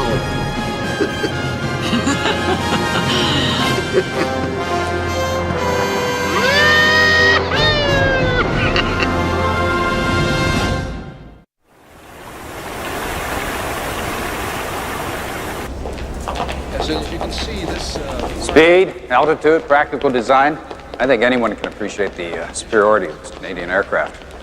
I've never seen anything like it. And I recommend strongly we purchase several squadrons with this aircraft when they become ready for service. Look, if we buy a Canadian aircraft for American defense, our own aircraft companies go stark raving nuts, and so do the unions. The last thing they want is competition from up north butting into their markets. You know, this Arrow is supposed to be a top secret aircraft, yet the company's released scale model kits. Soviet agents are lining up at the toy stores. Sir, with all due respect, my priority is to provide my men with the best possible aircraft in the world. Why are the Canadians building military aircraft in the first place? I thought they built canoes. You know, they should have bought those surplus Beaumark missiles we were trying to sell them. Whatever happened to that deal? I'm telling you, we'd be fools not to have these aircraft for ourselves. It's not going to happen, Colonel. There's something I'd like to ask you, sir, on another point of business. When is the CIA going to share open and frank information on this U-2 spy plane of yours? What spy plane? Look, the sky is my territory. And sooner or later, you're going to have to deal with me. President Eisenhower has assured the United Nations there is no high-altitude American spy plane. I can only hope it's because he doesn't know. Are you going to brief me on the program or not? I can't help you, Colonel.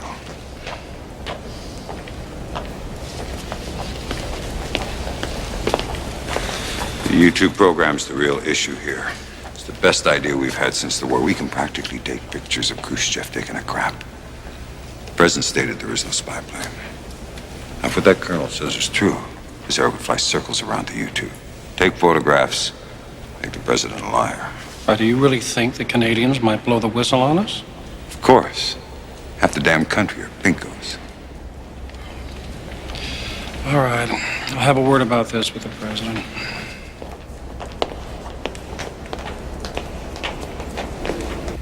We're still waiting for your aircraft to achieve operational requirements. We have no doubt in the aircraft's abilities. You said that you could fly your aircraft to 75,000 feet. This report says you only made it to 25,000 feet. I don't care what the report says, Minister. I flew the aircraft to 45,000 feet. And you only flew to Mach 1.2. No, I terminated a climb at Mach 1.9. Minister, this aircraft will fly to 75,000 feet and at Mach 2.5, but the testing will take a little bit more time. We'll hit peak performance with the new engines. They're 28% lighter and 34% more powerful. And when will these new engines be ready?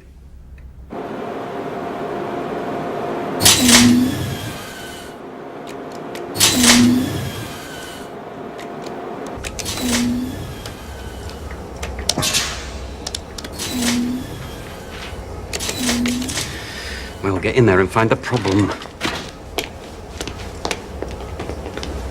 Are you ready? We bring in the press? Won't start. What? The damn engine won't start. Edward, they're out there waiting for you to deliver 20,000 pounds of thrust. I know. Sir? What? Maybe it's the new cowling. It could be reducing airflow to the vents. I'll get the bloody cowling off!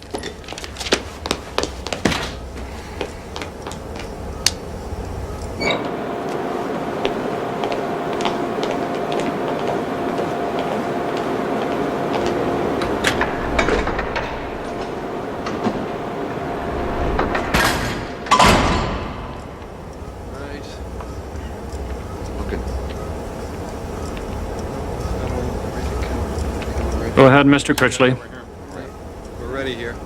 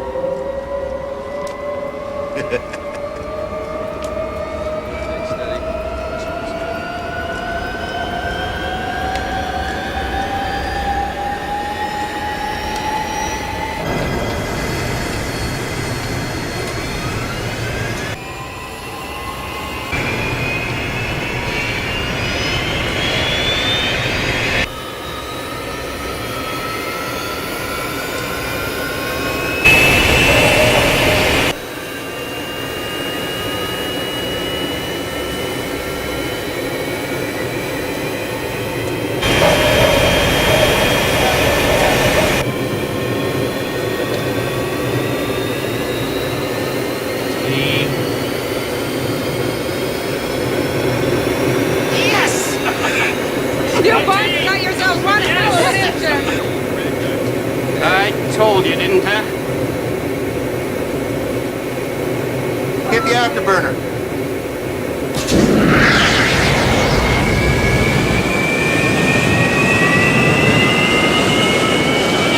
Extraordinary!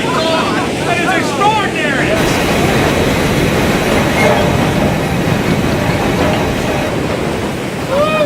Bet you can't wait to get your mitts on that one, here, Whitman. What do you say, Freddie?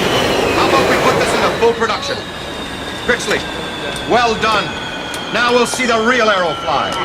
This way, gentlemen.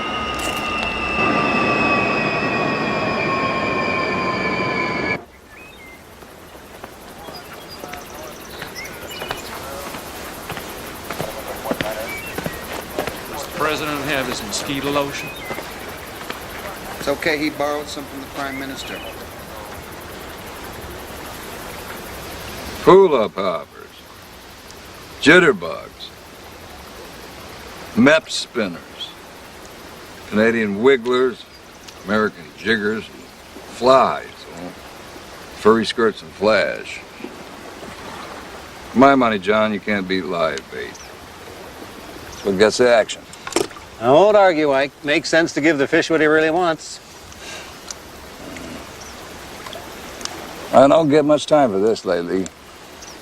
Calms the mind. First time in months I haven't thought about the national debt. Right. Just our luck. Be in office during a recession on the Cold War. And that Sputnik didn't help matters. Oh, well, ours will be up there very soon. Twice as big, 10 times more sophisticated. What goes on in those Russian mines? It's hard to believe they would actually consider an attack. Without sufficient deterrence, I don't doubt it. Their bombers are bad enough, but the guided missiles are the major threat. Have you thought about that defensive missile system we offered you? The Bomark missiles? I'd buy them from you, Ike, but $200 million. That new fighter interceptor jet, the Arrow, has our defense over budget as it is. We could trade you some of those for the missiles. A fighter jet? Oh. We scrapped 2 of our own fighter programs. You scrapped them?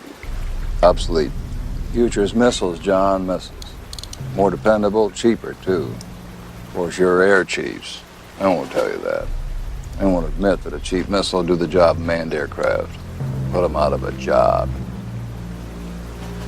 Let me tell you this, John. Beware of big business and the military. When they're in bed together, trouble for the whole country. No one knows that better than this old soldier. If you buy them, we'll help you install them up in your uninhabited north. Soviet nuclear bombers will be brought down safely in the high Arctic. If you don't, we'll have to install them ourselves just south of your border. But then those planes would be shot down over our cities. Think about it, John. I'm pretty sure that the missile option would be best for both of us. See, what did I tell you? Live bait.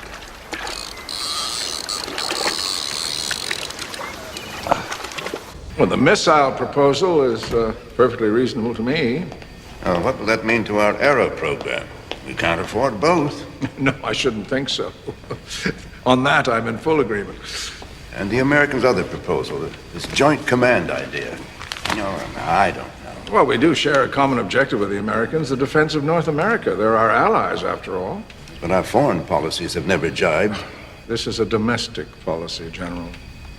A lot of futuristic technology and job benefit up in this plane, sir. Already the futures are working. It's going to be coming into limited. Make no mistake. That is exactly. Perhaps, in the interest of national security, any further performance figures on the Arrow will not be made public. We'll determine what the Canadian people need to know about its capabilities. Yes, Prime Minister.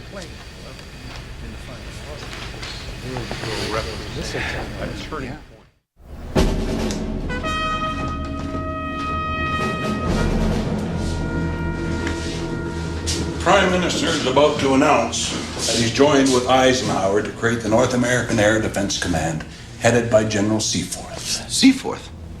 That means we'll be under American command. How could the chiefs of staff agree to that? Chiefs were not consulted. The Prime Minister is acting alone. There's more.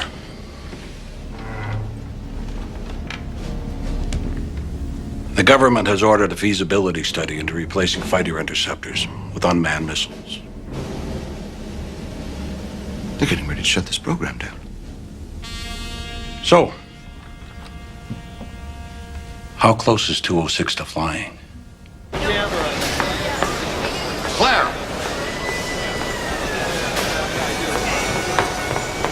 Claire, please come back here. Claire!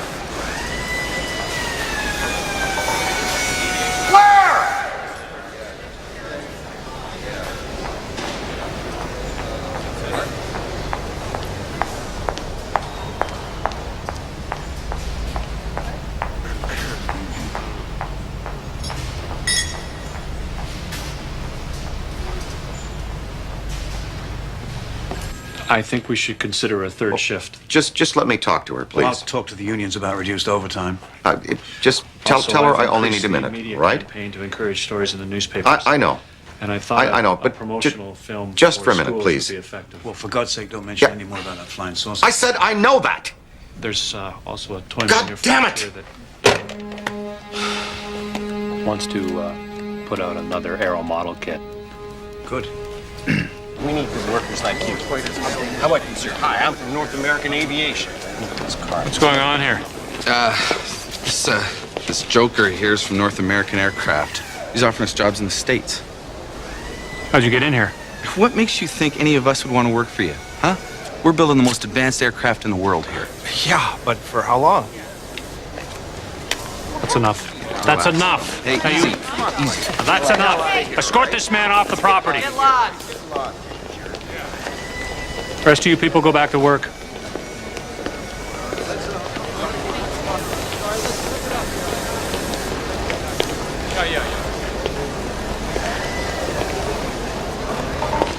Oh, yes, I know. The company claims that the Arrow testing is going very well, but has anyone been allowed to confirm this? Are you saying the company is lying about the Arrow's performance? Well, now this is off the record. There's been a secret report. The Arrow is not turning out to be the aircraft that we'd hoped it would be. It's unstable at high speeds, 25,000-foot ceiling, fuel boiling in the wings.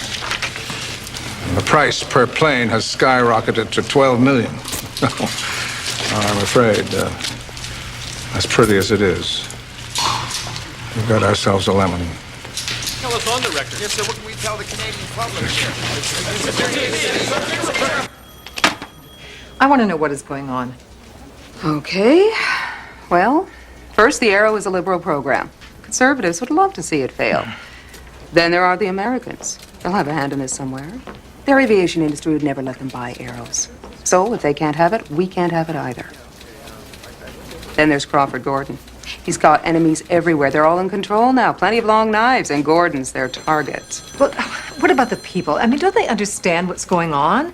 You have to write stories that let the public know what we're doing. The Arrow is a wonderful success. In this country, that's the problem, Kate. It's too much of a success. Well, this is a lie. Can't you dispute it? Well, give me something. All right.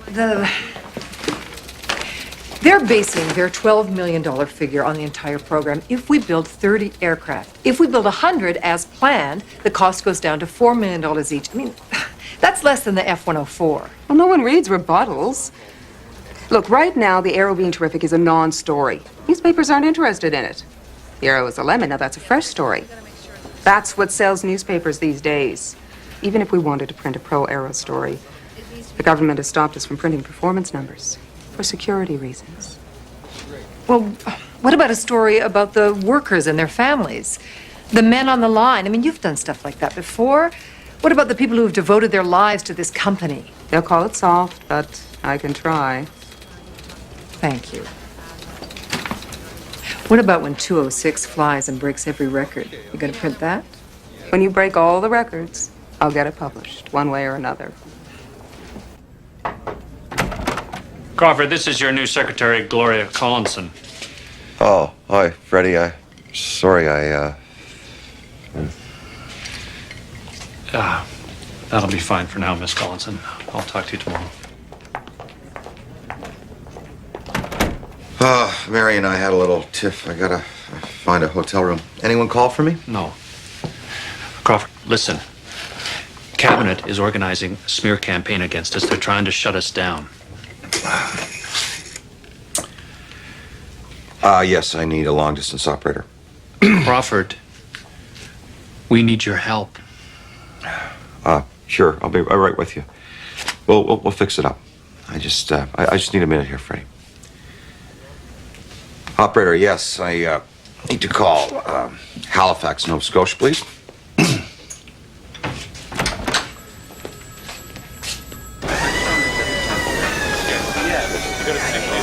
This engine doesn't fit. Well, you'll have to redesign it. Redesign it, but we did it according to your specs. The specs have changed. I had to modify the vents. Why did you modify the vents? So I could move the fuel feed aft. Well, why did you move the fuel feed aft? So it would fit the Mirage. What? What? Gordon has sold the engine to the French. Now they'll fit. French? The hell with the French. Look, all you have to do for it to fit the Arrow is redesign the intake. But this is our engine. It's not your engine. It's my engine. Now, you better face it. It's your airframe that's getting the bad press. My engine has a better chance of surviving than your airframe, so you can damn well adapt for me. Never. Jim.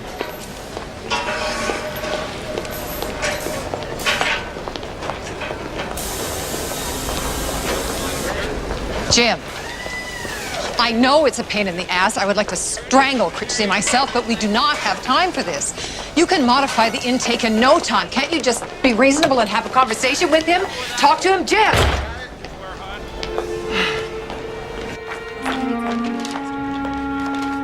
Where's Crawford? Halifax. What? Halifax. He's trying to get Claire to come back.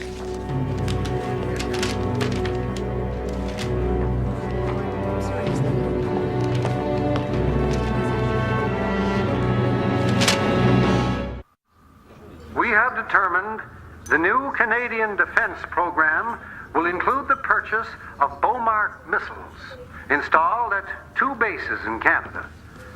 As for the Avro Arrow program, the cost has tripled, and it is proving limited in performance. He's lying. We are canceling the development of the Astra and Sparrow II armament system, the cost of which has also been escalating. We will be making a final decision regarding the Arrow program shortly after our reassessment is complete in April.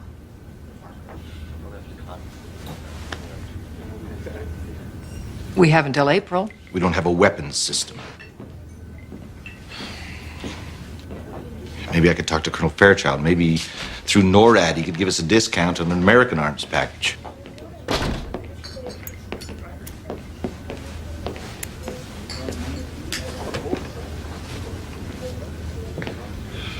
It's done? Not by a long shot. We're gonna fight this thing. No, I mean the plane is done. What? 206. I just finished it. It's ready for taxi trials. Fight what thing? I think it's time we went on the offensive.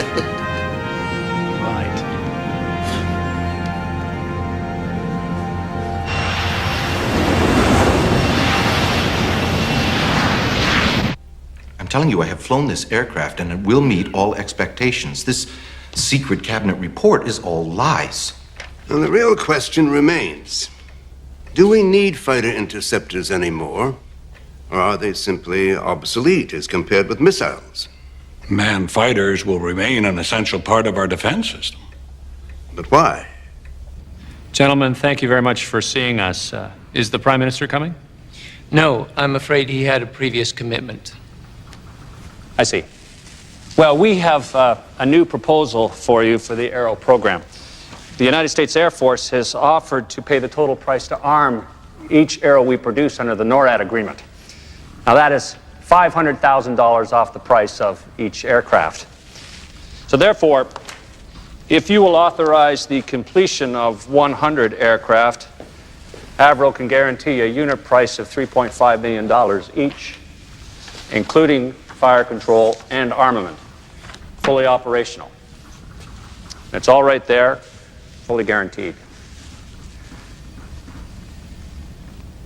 We think it's very reasonable. Oh, do you? Well, that's most interesting. Carry on, Mr. Smiley, carry on. Thank you. Certainly much cheaper than the inferior American planes. And of course, 60% of all the money that is spent in Canada is reclaimed by the government in taxes. So you see, it makes all sorts of sense to Are you actually thinking, sir, of replacing fighters with missiles for the primary defense of Canada? Why not? The best defense system must bring a man into battle to analyze and act. A missile can't tell the difference between a Soviet bomber and a TCA passenger plane that's gone off course. You can't call a missile back. Do you want that responsibility? Well, surely there are safeguards against that sort of thing. Missiles will take 2 years to install and test. And the Soviet bombers are ready to strike now. We cannot defend our country, our continent, with a handful of untested missiles and our old CF-100s. We know, Lieutenant Woodman. But we've considered all that. All that will be taken care of. You see, for a transitional phase, the Americans have offered to defend Canadian soil. The Americans are going to defend us? Are we going to have a country here, sir? Or give up and just be the 49th state? if not the 100 aircraft, I suppose we could simply finish the 37 that are currently on the assembly line. It would be much cheaper for the government to finish these aircraft and put them into service than to pay the contract termination penalties to Avro. Now, this would allow us to keep our design team together to look for other projects. And by the time that those 37 fly, I'm sure there'll be plenty of other opportunities to Gentlemen, we have created the finest aircraft team in the world. We have done what they said was impossible. The files, they're full of applications from the best engineers at Boeing, Lockheed, Douglas, Glosters. And they would all feel privileged to work with Avro. Having the Arrow means that Canada is being recognized as a power among the nations of the world. We have a contract for 400 Iroquois engines with France. We have the development of civilian aircraft, nuclear power, a monorail train that will circle the city of Toronto. We are currently developing a flying saucer for the U.S. Army. With this amazing team, I think it would be crazy for you to... Mr. Smythe, we asked you some time ago to consider less highly technical work that Avro might do if the Arrow was no longer in production, such as perhaps the manufacturing of products more practical to Canada's needs, as in, well, let's say, aluminum boats or home appliances, even cookware.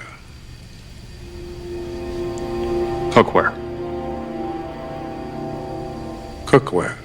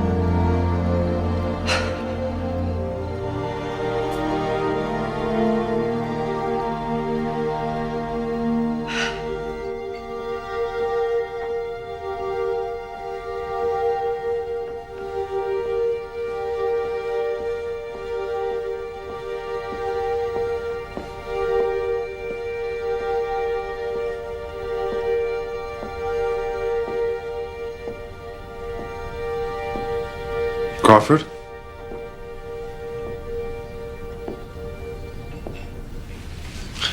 I had to look all over for you.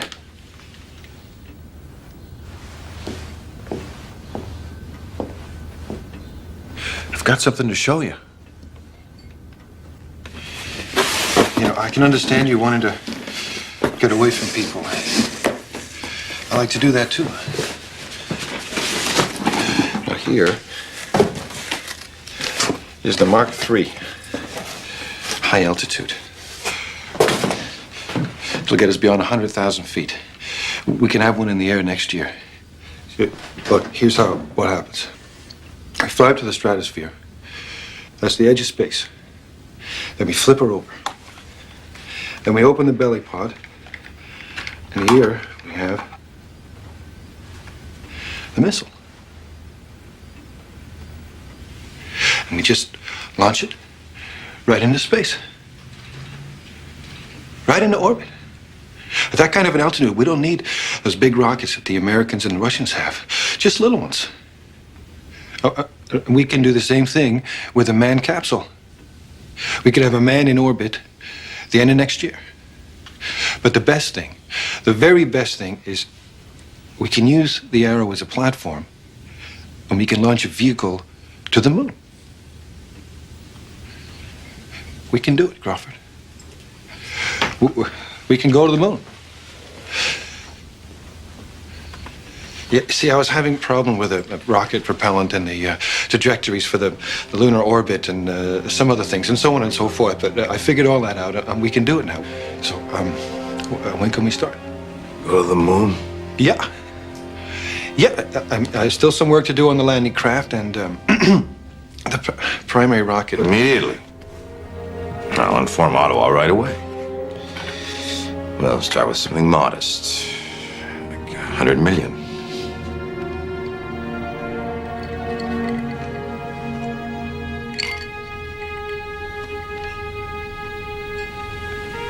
Don't you remember what you said?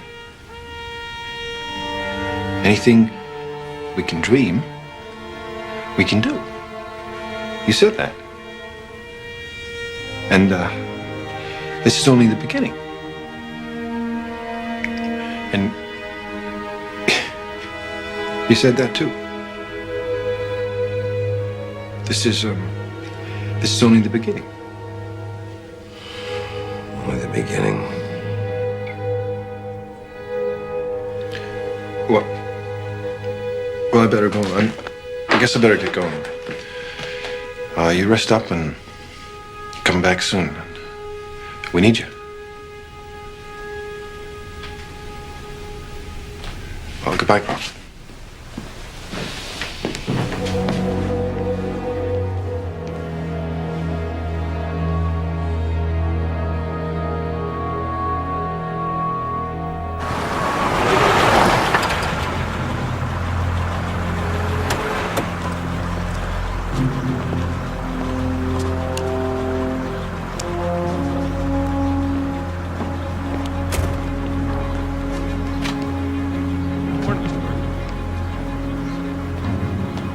Morning.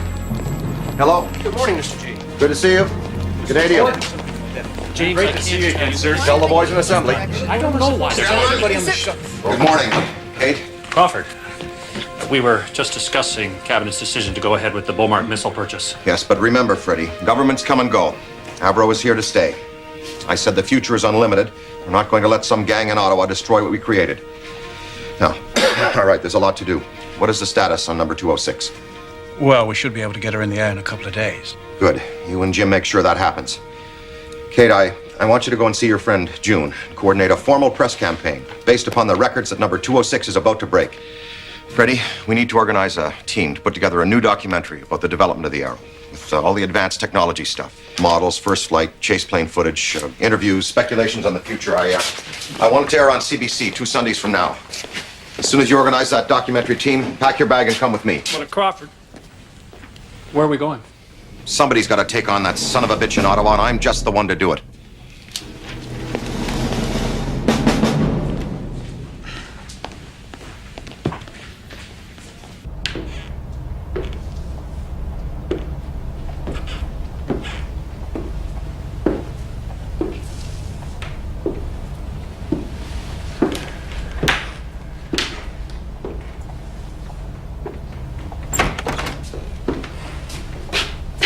How much longer will his lordship be? Prime Minister's on the telephone with the President of the United States. Oh, well, we wouldn't want to disturb them, would we?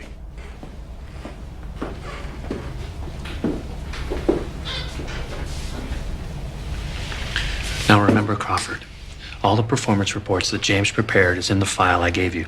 And we have matched every operational requirement so far.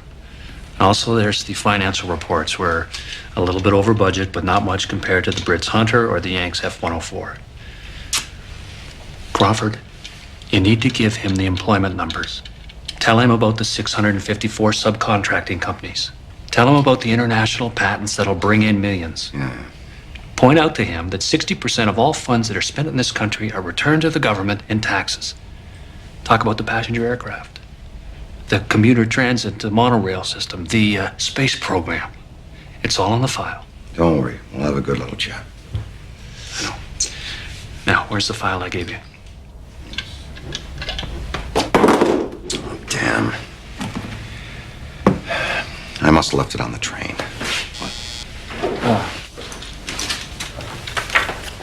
Prime Minister will see you now. Crawford, listen to me, please. He doesn't like smoking or drinking or profanity. Don't worry, Freddie. We're going to straighten this whole goddamn thing out.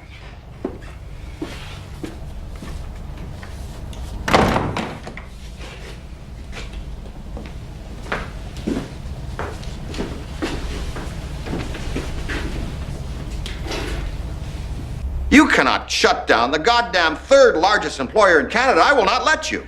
The Avro Arrow has become a multi-million-dollar make-work project. You really don't understand, do you? You know, it's politicians like you who would keep this country from greatness. If you have no respect for me, have respect for my office. I am the Prime Minister of Canada. And I demand that you personally guarantee that the Arrow program will not be canceled. If you don't lower your voice and stop pounding my desk, I'll call security and have you thrown out. You've been spreading lies about my airplane. Well, I will tell you this, that when the all-Canadian Arrow flies and breaks all the world records, you and your cronies will be exposed for just who you are, a bunch of fools and liars. Get out!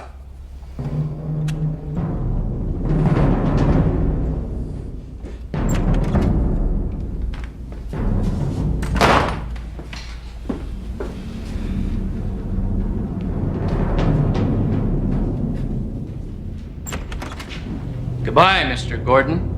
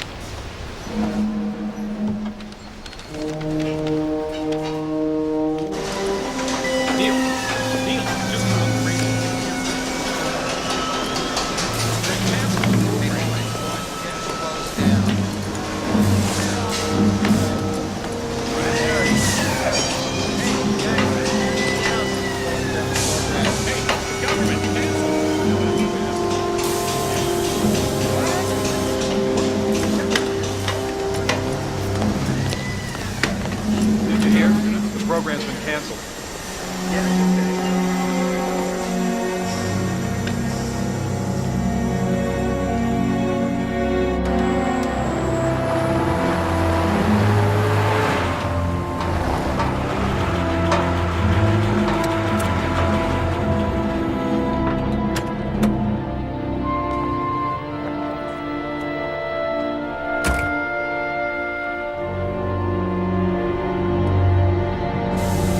Attention. If I may have your attention, please. Prime Minister Stood in the House of Commons this morning and announced that the Arrow and Iroquois programs have been terminated. This cancellation has been confirmed by the Department of Defense Production, and we have no further details until Ottawa gets in touch with us. We ask that you remain calm and continue your work. And later today, you will be informed as to our future. Thank you.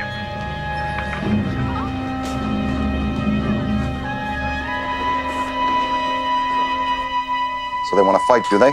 Well, so be it. I'll fire everybody. We'll see what Diefenbaker says to that. Crawford, that's 14,000 people, 35,000 in the support companies. You just can't fire 50,000 people in a day. Don't you see, Freddie? The fool will be forced to reinstate the program. We can find other projects, other contracts. What the hell is going on? They gave us till April. To change their minds. Let me take up 206. Just let me try around. I'll take the damn thing out over the lake and ditch it so they don't impound it. No. Now just cool down, Jack. Let's find out exactly what this means before we do anything crazy. May I have your attention, please? Federal government has instructed us to cease all work on the programs. There was no advance notice. Therefore, the company has no choice but to terminate the employment of all Avro and Iroquois workers until we assess the impact of the Prime Minister's orders. Everyone must now leave the plant. What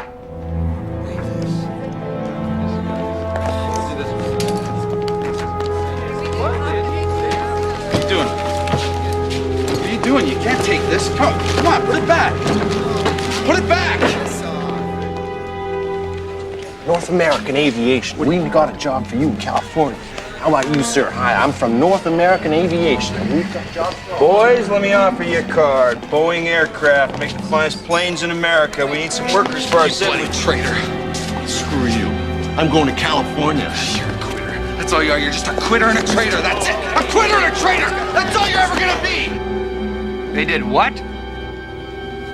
We'll offer to buy any that are operational. To hell with orders.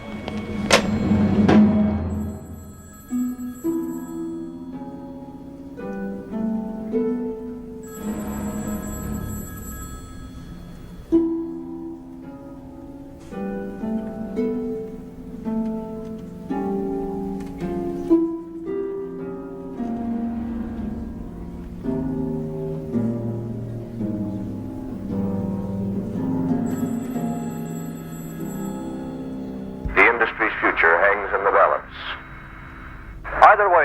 situation demonstrates how much aircraft production depends on government policy.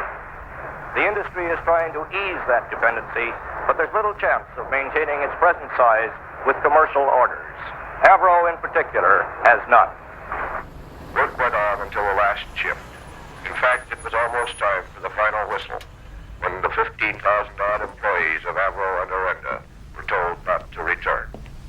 These men had taken a natural pride in using the Arrow, undoubtedly the greatest achievement in Canadian aviation. Only a few will return to their final cleanup tomorrow, exactly 50 years from the day when the Silver Dart flew and Canada embarked on the air age. Now, the outlook is on us, not only for Avro, but the industry as a whole. The government says plainly, our nation of 17 million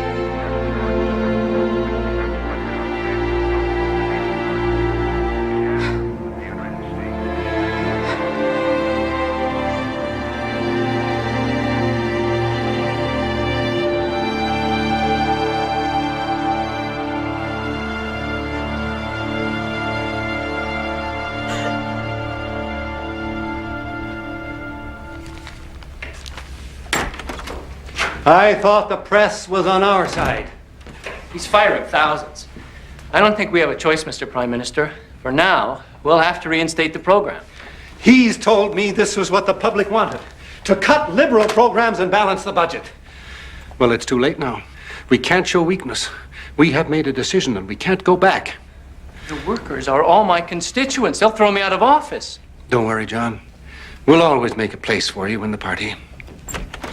Prime Minister, the United States Air Force wants to buy all completed aircraft with parts.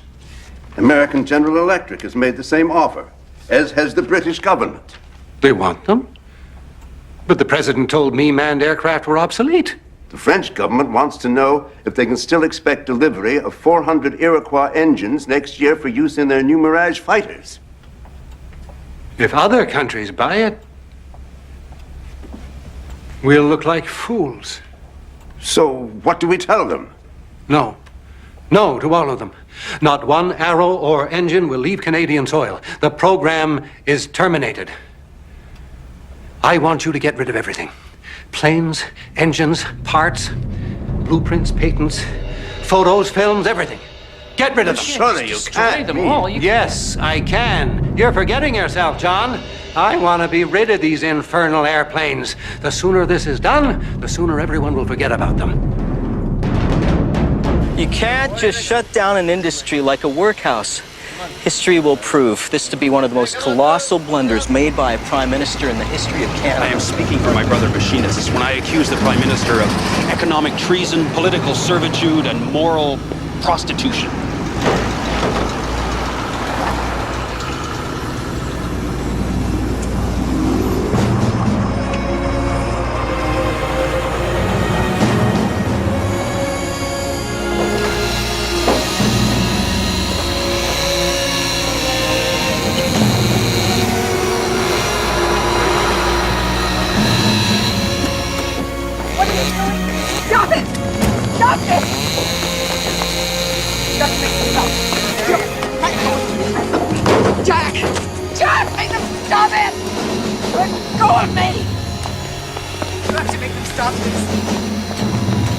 What the hell's going on? It's a Department of National Defense order, sir. Destruct and dispose. Sorry, sir. Wait! The fuel and oxygen systems are charged up from yesterday. He's gonna blow himself up. Hey, get those guys off the plane! It's gonna blow! You'll need a crew to empty the tank. Shut it off! Get away from the plane!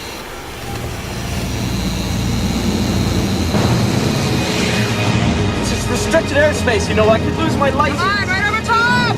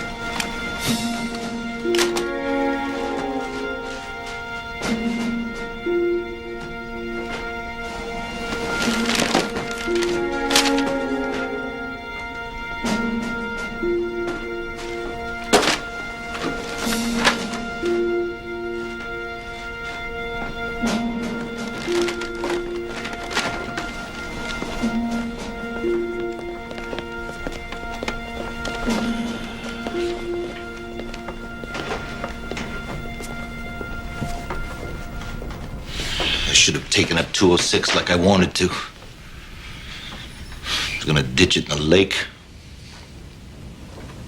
I can't believe 206 is gone. But it's still there. They fired everybody, so they didn't have a crew to empty the tanks. I guess I'll chop it up tomorrow. You mean it's still intact? As far as I know.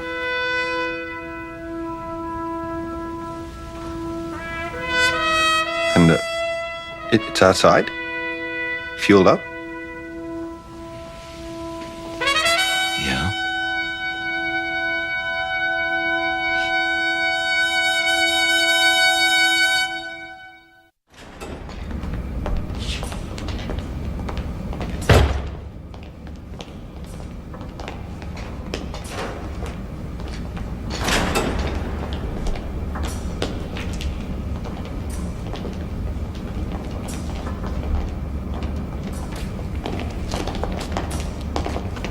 Hey, Kate. What's this all about? Thanks for coming. Lofsky? Can you pressurize 206?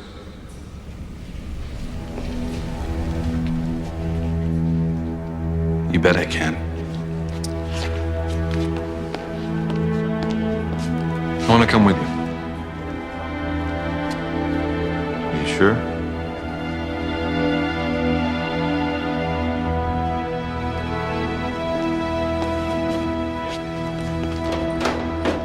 I've never actually gone right up in it. I've never actually... What? I've never flown before. What? You've never flown, ever? No. Coast is clear.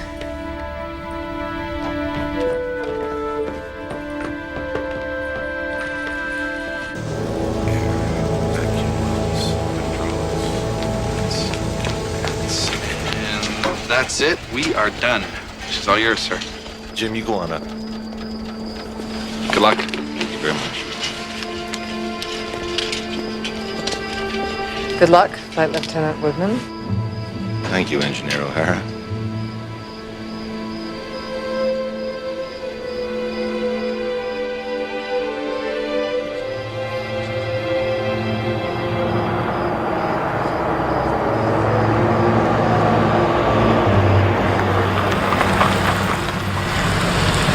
What the hell do you think you're doing?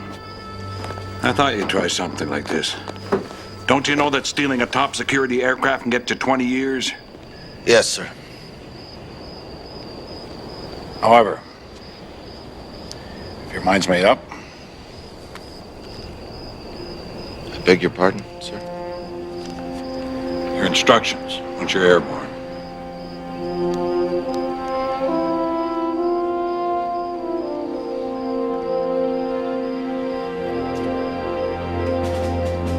You'd better go.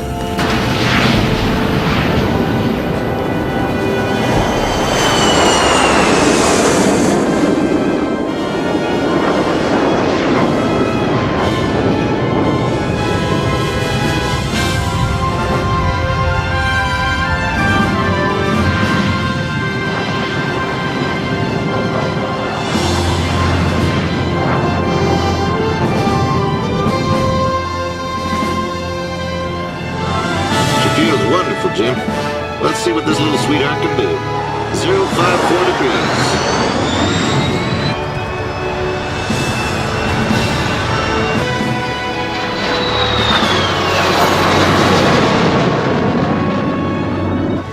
afterburner now.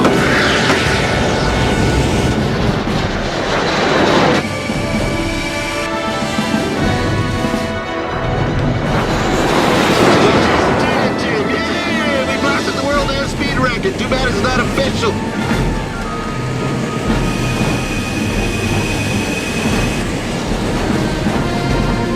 There we go, past the RCAF speed requirements.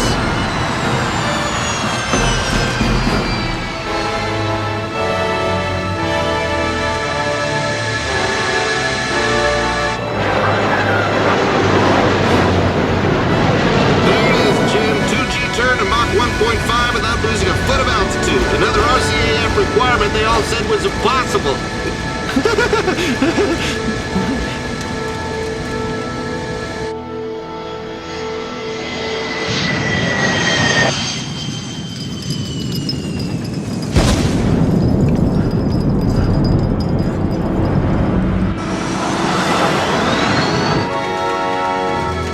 Okay, now what did the secret cabinet report say? Ceiling of 25,000 feet?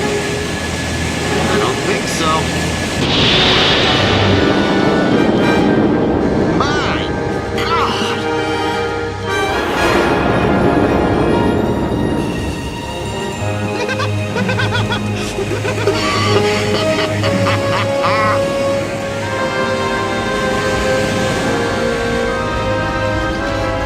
Lost our air, but checked one world record.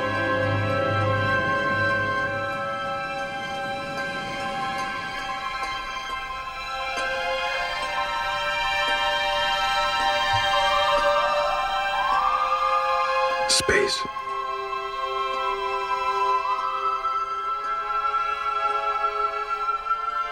That's right, Jim. We're touching it.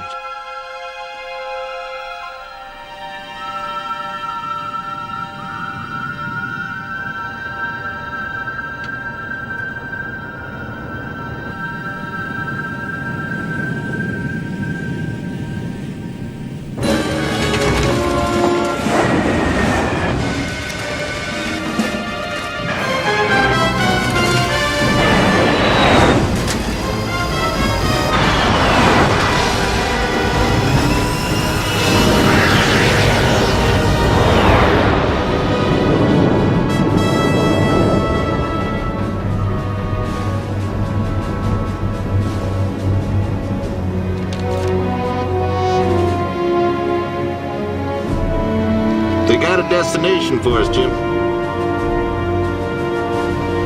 We'll just say goodbye.